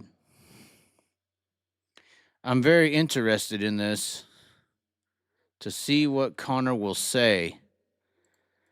I'm very, very intrigued. This is the phone ringing. If he denies it, we'll send. Hello? Oh, my God. You're here. Where else would I be? Where are you at? Are you in a hotel right now banging some bitches or something? Or? No, I'm back at our hotel for the night. Okay, so we just had Dylan Ramey call in. Yeah, how did it go? It went pretty well, I would say. He actually has an explanation that when I heard it, I'm like, okay, that makes sense. Would you like to hear their Okay. explanation as to why they were mad? Sure. So apparently, obviously, they sit there, or Dylan said he very much so understood why Buddy Kofoid would be mad at the Rosenberg cunt guy or whatever, the 26 car. Yep. And so apparently when Kofoid was coming up the ramp, he hit the Rosenberg car and it almost went into a few people as they were going up the ramp. And Kevin, being a promoter and kind of a leader guy, he was like pissed off that Buddy had did that and was like trying to yell at him and say, hey, you can't be doing shit like that. So that's Sure. why apparently they were upset. Okay. It makes sense, right? I mean, I asked him, I said, hold on, if you're Connor and you don't know all that and you get pissed off, aren't you supposed to be mad? And they were like, yeah, they agree. So I know, but it's still not a time and place. Again, I'm not here to start an argument or do a fight or no, whatever. I think we're for going to that. come to. I think we're going to come to a realization here. I think you can understand where they're coming from, can't you? Of course. Yeah. See, that's all behind the scenes. What is that ramp? Less than 60, 80 yards long. So all that went down, and then he had the audacity to come over the top and just start screaming. Well, Kevin Ramey is an attitude guy, but I mean, I'm just saying this is why the attitude was there. Sure. Okay. Yeah, I didn't know that. I was taking it like as a going to give Buddy Knox, going to talk to him, and then somebody's yelling. This on the right, and then a bigger guy just comes over the top of me and just starts freaking out. Are you nuts? Right. Right. That's Yeah, what I I mean- told him. I said, what if you're Connor? Because he talked about you a lot. Everybody knows who you are in the building now, Connor. They're scared of you. You're Conor McGregor. You're going to knock everybody out. If you want some, No, come I'm get not. some. You are the guy, No. Connor. No, I'm just playing. No. But, I mean, you jokingly are that guy now. The whole building knows who you are. You are Conor McGregor, you know. But at the end of the day, he knows who you are, and he was like, they fully understand why you took the position you took. Because if they were, he even said himself, if he was in a car and he came up the ramp and his dad, which was his dad who was yelling at you, saw some guy just jump into the cage and start yelling, his dad would have probably knocked him the fuck out, you know? Right. So he right. understands why you got mad. But the basis of what I was curious on, I think what most people were curious on, why was he so fucking mad? Apparently is Right. because Buddy got aggressive with the 26 car coming up the ramp where people were standing and they felt like they needed to say something. Whether that's right or wrong, I don't know. But that's the reasoning for that altercation that you were involved in. Sure. So that's one of those situations excuse me, wrong place, You wrong need time. to do less cocaine, Connor. No, I'm just playing. Maybe is that the Mary Jane coffin right now? I mean, are you over there? I don't know. Well, It's the vape. It's the vape pen. Some e-cigs, whatever the fuck you call them. Oh, yeah, I agree. They got some special ones down there in Tulsa, I'm sure. No, you can't get it. You got to be you got to own your medical card or whatever. You got to be I already Native tried. American. Well, I don't know about that. Well, it would probably help, but no, that's the basis of the situation. I fully understand it at this point. I told him at the end of it, I was like, you know who I'm pissed off about not doing their job? Flow Racing. How hard would Why? it have been for Flo to go down to the Ramey pit and say, hey, why were y'all upset? And we would have got our answer instantly, right? They would have Like said, more coverage. well, I'm just saying, like, why leave the mystique of just this yelling match at the top of a ramp instead of just going and finding out why? That's technically what media is supposed to do, right? I mean, they're supposed to go out there and figure out why things happened. Mm-hmm. So, I mean, if I was upset at anybody, whether it's them or you, they just used y'all for a Jerry Springer instead of fucking Right. finding out the facts of why everybody was upset. and again, I didn't know that leading up to the situation. I'm literally standing next to the car, trying to talk to Buddy, Right. giving him knocks, and then just a screaming, bigger Yeah. guy, screaming. And Kevin's an Okay. intimidating guy. He's not little. He's not little. I'm not worried about that. That's not the point. It's the fact that you had to do what you did. That's why I took the position that I did. What was I supposed to do? Just stand there like a little puppy? That's what I said. I said, what is he supposed to do? Dylan was like, he's wanting to get mad. I was like, okay, so what are you supposed to do if you're standing there with your buddy's car and all of a sudden some big fucking dude walks up and is yelling at him? Right. You going to be a bitch? I don't want to, dude. I don't want to fight anybody. I don't want to argue with you. I Right, don't. but you got your That's boys not- and you're that's going to my stand up forte. for them, right? Of course, you wouldn't. No, that's what I'm saying. I would. Oh, yeah. I agree with what Yeah. you're saying. Yeah. So They understand I it as well. I don't think there's any bad blood. I think when I come down there, if I come down there, we're trying to get the PayPal Venmo. We need gas and hotel money. We're trying to get there. But if I come down, we should make a video of y'all doing a shot or something, or I'll buy them. I don't care. oh my God, we're gonna mend fences. I didn't- The Chaz is gonna fix it all. Well, here's the thing, Chaz. You don't need to fix it. I just didn't know that. It's just the way it was produced, like how it revealed. Nobody had to get out of control, Right. right? And, yeah. it could have been an easy conversation, but when you start getting mad and you start yelling, that changes everybody's temper. I don't care where you are. You could be at Yeah. a fucking Chuck E. Cheese. It's just one of those things. Right. Yeah, I was trying to tell this girl that I was messing with. I know it's hard to hear the Chaz with his the cheese head. You out got here. girls? I know you got a couple girls. We You be can't be hiding them. talking about them all. Apparently I'm All right. apparently 4 inches does a lot. I don't know how, but it does. Regardless, I was trying to tell this one girl, like, she gets really mad when shit goes south and she gets heightened and shit. I was trying to tell her, I was like, that's never, we're never gonna develop any kind of relationship if you just get mad instantly. When voices get loud and people get mad, the attitude of the conversation instantly changes to an aggressive based tendency where people are heightened and they feel like they have to fight. Whether you want to fight or not, just that fucking level of tone inhibits fighting. So Yeah. I understand what you're saying completely. And, and then we leave it up to the internet trolls, and all these guys are just sitting there talking shit. It's like, get a job. What Are you working at a talking to me Casey's right now, Connor? Are you saying that to me? No, not you. Not Okay. you. Just everybody that was commenting on your stuff. It's like, and you look back, not even my video or any other video. It's like, why are these people talking shit? Like, grow up. Is that fun to you? Do you get hard talking shit? Like, fuck. Get a life. I mean, I can understand it, but I think the person to blame there is Flow Racing not doing their job, getting hard on selling y'all's little altercation without giving any rationality or explanation as to why it happened. They're making money on it, real money. Yeah. So that's who I would be mad about. Anyways, you wanted to know, you called earlier. I was trying to get you on the phone with Dylan because we were live with Dylan when you called. You still want to know if I'm coming?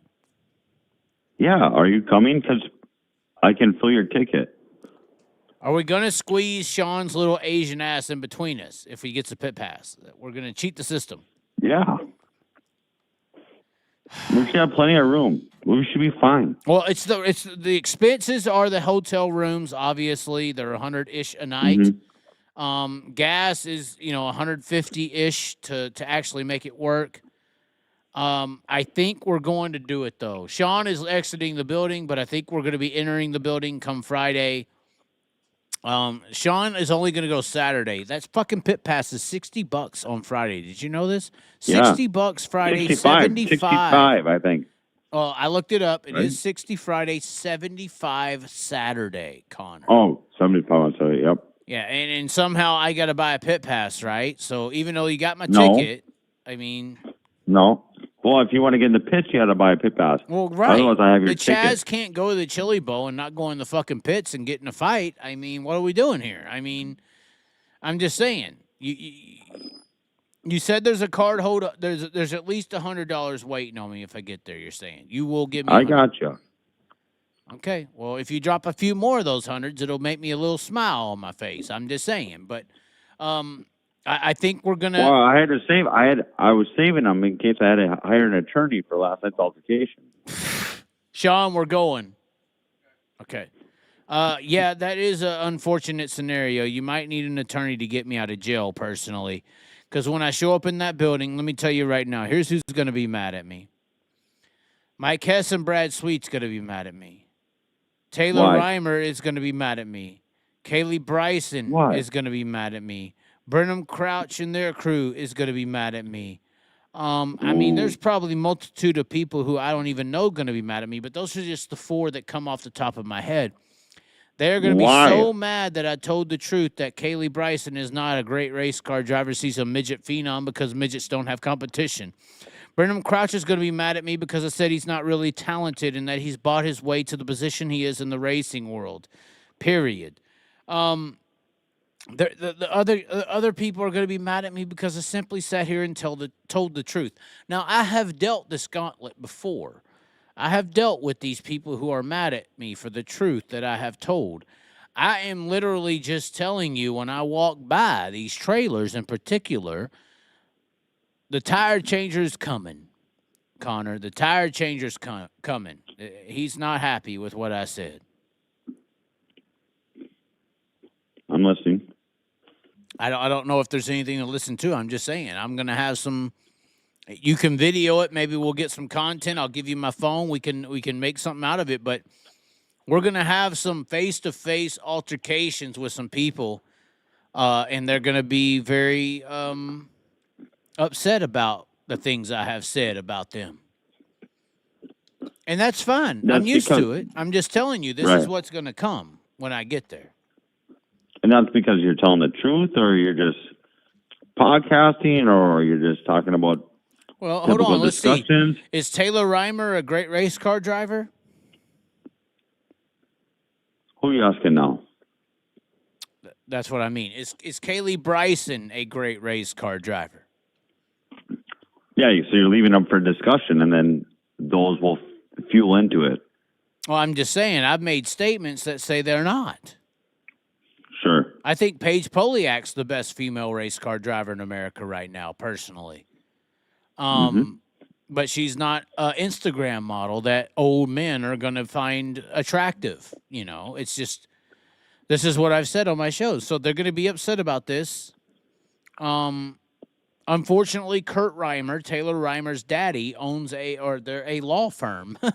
So, wow. Yeah, I mean, well, when you tout with the best, Connor, you know, like the Todd Querings and the Reimers of the world, you got to, and Hendricks and all these people I go after, the NASCAR, you build some pretty big fucking enemies, you know. So yeah, I'm simply saying this is what we're going to face on Friday, and I need you back there with that Kevin Ramey attitude.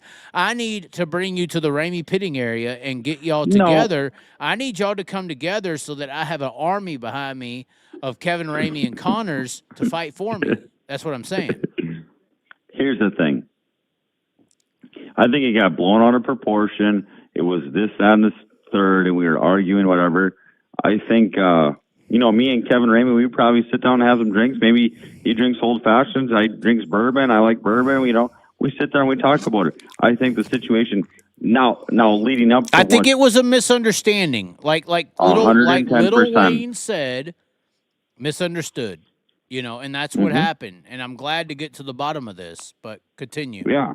And you did it. You did it. There was nobody else that could have done it besides you. That's important. Right? Well, tell me who else would have took this story.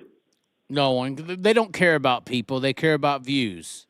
Although that's all I care about, apparently. But it's not the truth. But I'm just saying that's what they say. I mean. So let me ask you this. So say Buddy did do what he did at the top of the ramp or at the beginning of the Push ramp. the or middle of the 26 ramp. around and almost hit some people. Right. What did you just say? Where was Flo? Right. They're the responsibility. They're telling a narrative. They are portraying a story. So that happened within 20 seconds or 10 seconds of him coming up the ramp. And then they happened to catch my little bullshit argument with Kevin Ramey in 10 seconds. So you caught that, but you didn't catch Buddy almost running over people. Could you imagine how big that would have been? Right. And then Now, you, did he and really then, do and it? the problem is, Connor, let's just say they didn't catch it. They don't even have the balls. They don't have the balls to come up to you and ask you. They don't have the balls to go up to the Ramey camp and ask them, why were you mad? Right. What happened? And it could have been settled instantly. Mm-hmm. They don't have the But balls. But now instead we're like a trending topic over something that was so stupid that could have been prevented had he just talked like a normal person. Whether it was... Now, honestly, Go ahead. Connor, you were very comical and beautiful in your description. I don't want to take anything away. I think that's why Dylan contacted me. The way you described how you were so passionate, I think that's what it is. You were so passionate in defending Buddy that it made headlines with my content. They made headlines with it too. I'm just saying, maybe I assisted in making it a big deal, and maybe I'm an asshole in this in my own right in making it a deal. But Sure. They are the rulers of that building. They have the streaming contract. They have the ability to portray a story. They also had the ability to follow up. And if they would have just followed up just a little bit, all the misunderstanding would have been understood. Right. Yeah. I mean, and then you got your internet warriors, your internet trolls, or whatever. What do they call them? Keyboard warriors? What are the fuck? I simply call them larcenites or, degenerates. That's what I call them. But yeah, they just sit there and beat the button. It's whatever. But I'm just saying, maybe I did make y'all a bigger deal than you should have been, but I thought that your clip was fucking hilarious. Who the fuck is this guy? That was so beautiful, Connor. I mean, don't sell you so short. It was awesome. You did a great job. I wasn't looking for views or likes or flow to track me around. This is why I'm the asshole. I made it a deal, Sure. I thought it was Well, you know me, hilarious. Chaz. Great. I don't argue with people. I don't argue with people. I get along with everybody. I treat the homeless guy with the same respect as I do the president, whether I like the president or not. They all get the same respect. But when you start like screaming and yelling, that's where I draw the line. Whether I like you or not, don't be disrespectful. We're going to get a clip. When I get down there, we are bringing you straight to the Kevin Ramey trailer.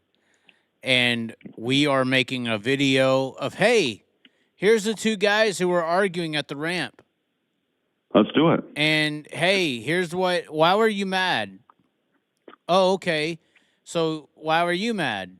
Oh, I was mad at the guy hitting, a car at the ramp. Why were you mad? Oh, I was defending my guy, Buddy Kofoid. Okay, so y'all understand each other? Okay, so that's what it was? Okay, so, sure.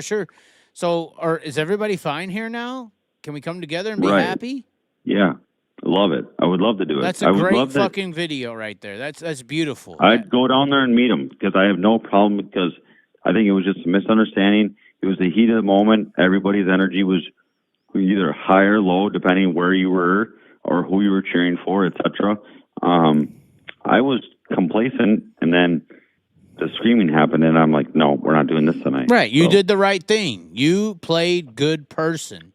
And I think the deal is they played good person too. It was simply a misunderstanding. Mm-hmm. I like understanding. I like building things that make sense. Right. It didn't make sense to see Kevin Ramey, who I know, getting that mad at you, who I know. It did not make sense to me. But it was very funny how you said, Conor McGregor. Who the fuck is this guy? That was the greatest clip on the internet right now. I'm just saying. That was beautiful, Connor. Because I'm not gonna. I mean, I don't know who these people are. I mean, I know of you, or I know who they are, etc. But at the heat of the moment, I mean, you don't know. I mean, No, you don't. Jesus Christ! You ever had a drink thrown at you in the middle of Dingus Oh, during Knoxville? well, you know I have, but yeah, it's Yeah. crazy. I didn't mean to bring you up. I was using you as a. Okay, thanks. You bit. Thanks, you asshole. Fuck yeah, you. you bit the bait. Sorry. Yeah, thanks a lot. You fuck. I'm sitting here in a fucking Stone Cold jacket. That was the. Hold on. So you misspoke last night. I don't know if you saw my thumbnail. I sent it to you. Cold Stone Cream Austin was my thumbnail. You said Cold Stone Steve Austin. You were misspeaking, but I'm thinking when I roll into the Chili Bowl Friday, I just wear this jacket with my fat hanging out, and I am. Yeah. I literally am Cold Stone Cream Austin, because if you look at me and I look like Stone Cold, but I got all this fat and shit, it's like, well, Cold Stone did it. Ice cream, bitch.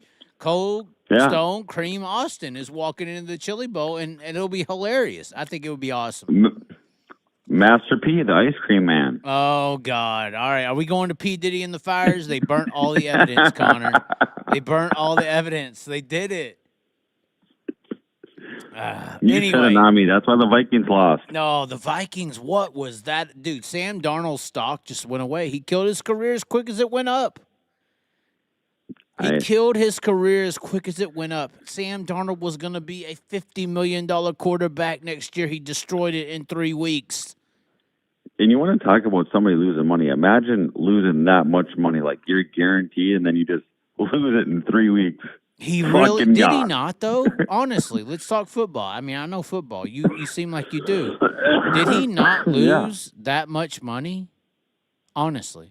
I mean, would you sign him after his performance? No. I ain't signing Cam Ward, though. He's a bum. That's a bust. There ain't no good quarterbacks coming out. None of the quarterbacks coming out are good. So what time are you two animals leaving? He's trying to get off work at noon on Friday, and we would maybe be there at 7, earliest 7 on Friday. If we can get these PayPal and Venmo, fucking we need some cash. He's got to he is saying to me he's not coming into the Expo Center on Friday if he ain't going to fucking he ain't going to pay the $60 to get in for a couple races. That's what he says.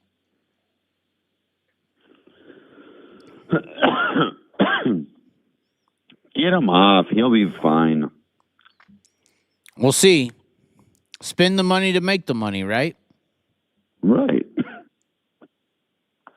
I mean, what else are you going to do? That's what I think, but that's how the world works. I mean, I can't speak for everybody. Are you going? Hold on. Are you going to Volusia? Yeah, I want to. What do you mean you want to? My host. Well, I have a host on there, but it's rented because we do like the Airbnb and VRBO. But my camper's down there, my fifth wheel, and that was the plan, was to go to Volusia. Why are you not hiring me to be your like race productor or something? Like, you could literally hire me to drive your camper to different racing events, and if you want to pop in, you just show up. It's already down there. No, I know, but I'm talking about after Volusia. So I could if you gave me a truck and the camper, I could just take it to Vegas, and that's where the Chaz is at. But if you want to fly in, you're there. You know, I'm just saying, like, that's a good idea. I'm just saying this is you might be onto something here. You could pay me to do this. I'm just saying we need to find a way to make it viable. I mean. See, this is why we have to communicate. This is why we have to talk. Honestly, Connor, if I was to have an investor, maybe you could be this guy one day. I don't know. If I was to have an investor, here's what I would do. Here's what I think the Chaz could make a lot of money on, I think, personally. Let's hear it. So there's a trailer that sets up at Eldora every year. Half of it is an iRacing simulator deal, and half of it is a T-shirt selling deal. And they sell the T-shirts that are connected to the iRacing simulator, and it kind of pays the merchandise and all that at big events, and it makes money. And they sell the t-shirt, the iRacing deal, and they sell T-shirts, and it all makes money in a little circular kind of deal. I would picture, instead of a trailer being half iRacing and half T-shirts, it would be half stage. It would be a stage on the one half that does a pre-race show and a post-race concert with me doing songs, DJing, dancing, whatever, and the other half being T-shirts. I think that if I was to take a trailer like that to every single big-time event, late model and sprint car, and you got a pre-race show on one side, a post-race concert on one side, and the T-shirts on the other that are selling the whole time, I think that's a viable business venture that would make money. Right. So you're the trailer. The Chaz is the trailer. The Chaz is the trailer, and that's where everybody wants to go. Okay. Now, let me ask you this, because you're banned from a few racetracks, right? No. Houston and Jackson, the people who run those ventures, once they got flooded out, they came and apologized to me and said, I'm welcome back. Okay. So we're good. We're free and clear. I have no tracks that have banned me currently, no. Okay. So now we might be onto something. So I will hold the investment, and then I just get a small return, but it's up to you. And we're not bringing Kevin on.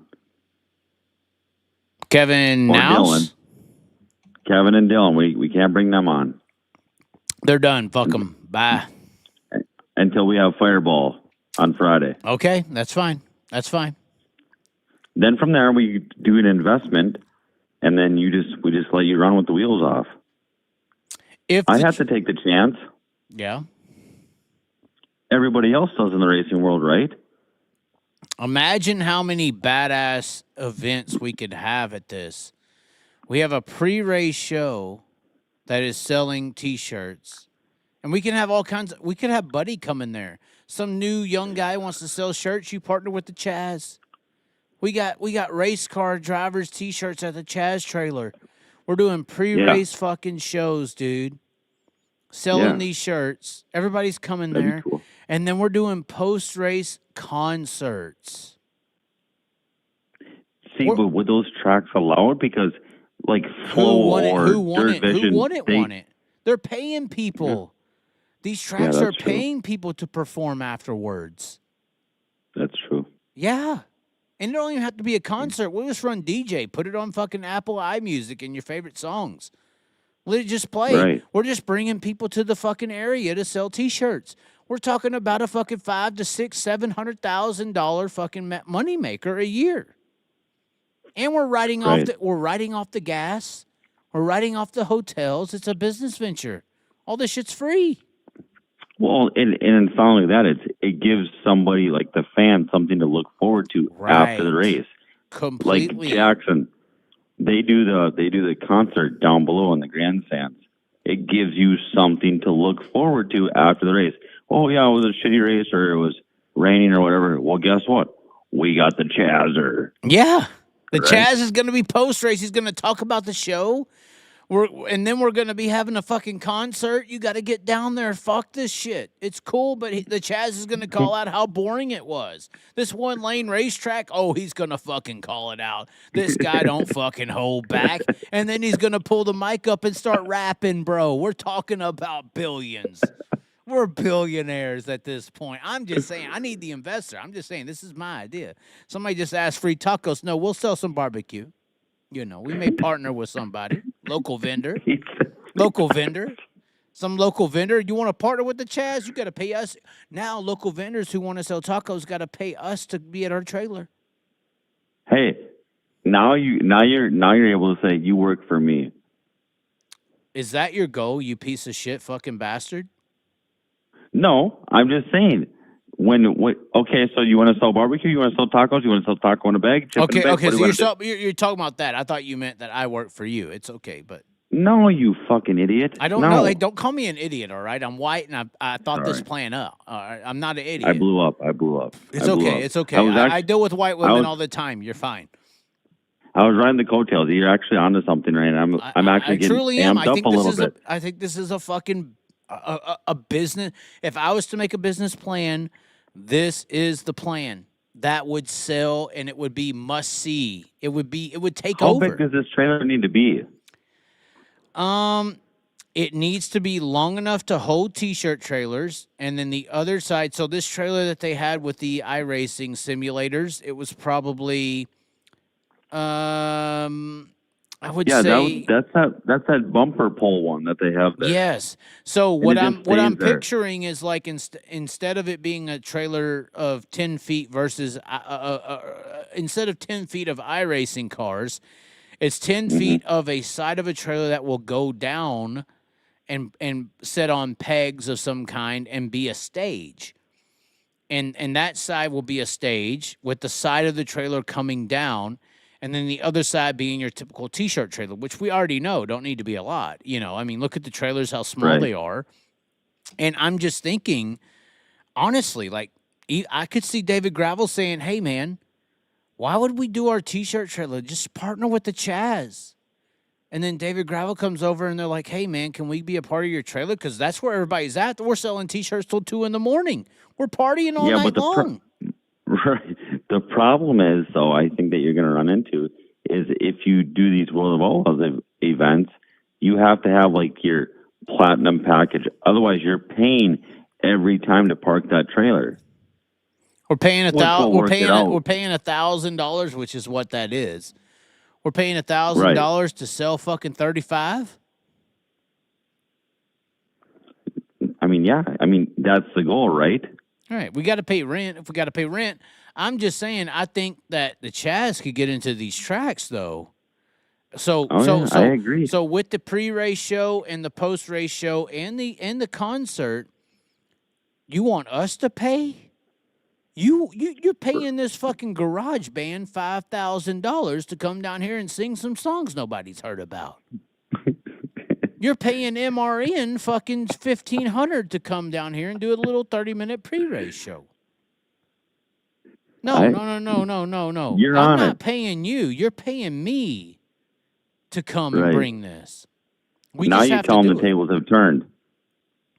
Yeah, this is why I'm saying this is the business venture that actually would work with what we got here. I know. So why are we telling everybody on live right now? We got to keep it to ourselves. Why? They don't have the Chaz. The Chaz's agreements with you are not the agreements with everyone else. We are the show. That's true. Right, that's true. Appreciate that. I'm just saying. All right. Fine.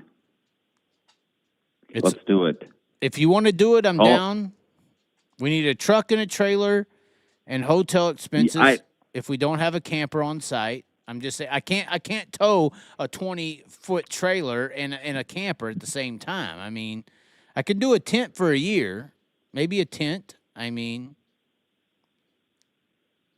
yeah, what's wrong with a little tent here and there? well, I mean, with how much I'm going to perform on the stage, it needs to at least fit 5 or 6 women because I got to put them all in there. You know, I'm just saying. I mean, we're going to have an OnlyFans account too. You know, that's a part of the plan. So not only do we have this pre-race and post-race show, but we also have an OnlyFans account where people can pay more money to see what the Chaz does with these women who find him attractive. And we got video evidence. Right. So they can't accuse me of, taking advantage of them. No, bitch, you signed the NDA. We got videos here, and you agreed. So I'm covering all edges here. I'm covering all edges. You hit on it, I think, last week you talked about it. The OnlyFans girl that sponsored the car, the midget that's down here, right? Let's talk about that. What do you want to talk about, technically? When's he race? Or when does she race? No. I don't even know who it is. It wasn't the Chili Bowl. It was the Tulsa Shootout. So. Oh, it was a shootout. It was the shootout. She sponsored it. And the little clip I put out, She was extremely mad about it. That's the problem with these women. They don't want to. What they do in It's free OnlyFans is exposure. art. No, it's art. It's art. It's art, Connor. We can't talk to them like we do. What they do is art and perfection. It's not this raunchy, sexy hotness. They want to be viewed as a artist. So yeah, they already ran, and yeah, my little video I made her extremely mad that I said the things I said. Wow. She told me to be more like Tony Laporta.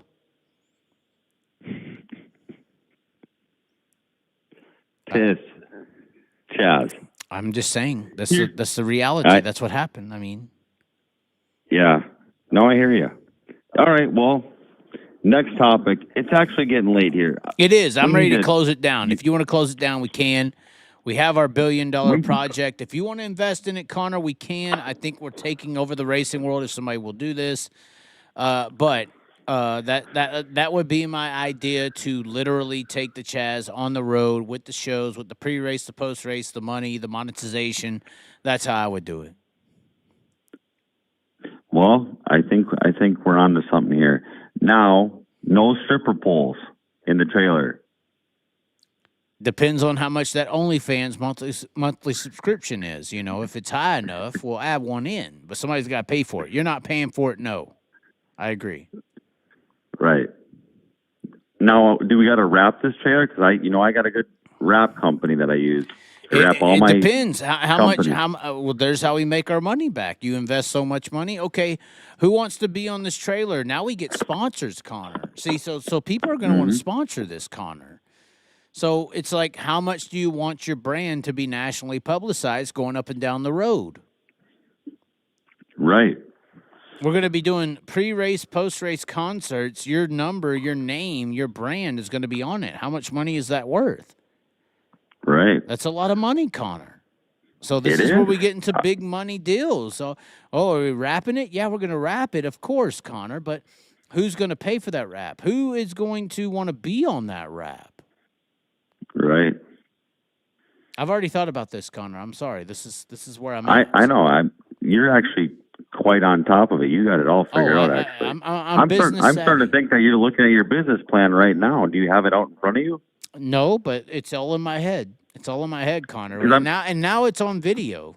Well, I feel like a Mark Cuban, and I'm just like sitting at the Shark Tank, and there's like 5 others, and they're just like, no, I'm not into it. And I'm like the only guy that's like, yeah, this could be something. And the only reason you're into it is because you know what a sprint car is. The other guys don't, so. That's true. Well, you said we don't have to do just sprint cars. We could go to any race event. World 100, late models. Have you been to a late model event, Connor? A big one? Yeah.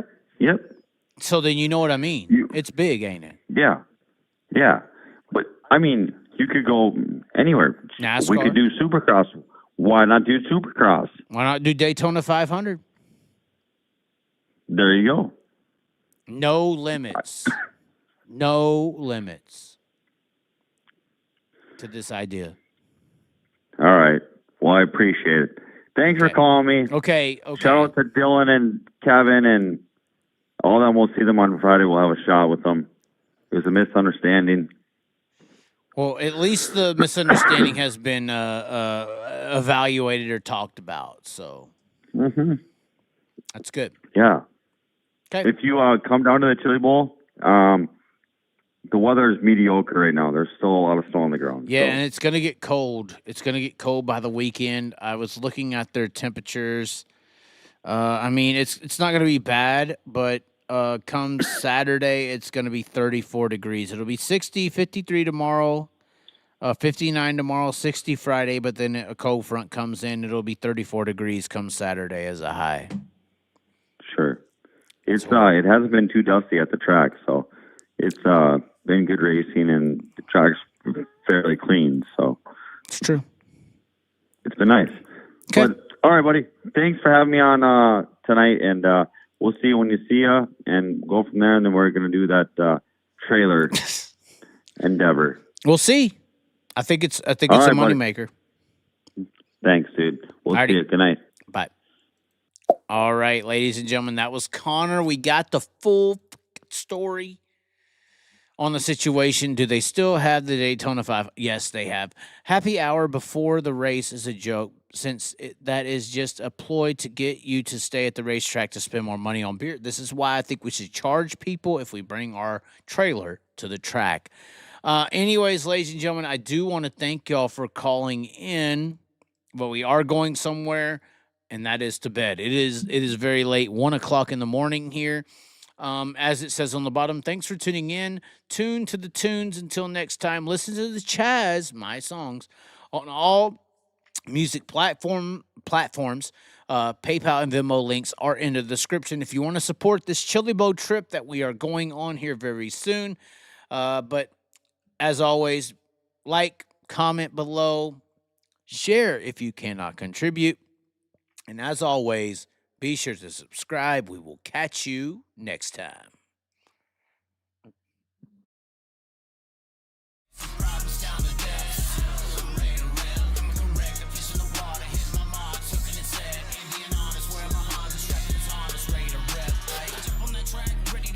Ready to rip, ready to reach. Place my bets, hey, you never know when playing on hopes what you could achieve. Making the go, peace with the soul, don't matter the bottom with what you believe. Cause if I'm taking it all in the calling, it's harder with nothing that's harder than free. Not giving up, no, don't trip, gotta go. Take a slip, make a pass in the low. Put it down the gas for a show. Slide a pass in the grass for the opo. Got first, never last for the oh no. To the pass, to the glass, to the bow. Cause I'm gonna pass all you cowards with ease. And when them speeding demons come, we don't feast with the beast and the evil hunting lust. Burn your cheeks when I speak with my real passion, love. Turning all your tricks against you cause you're one and only master. Yeah,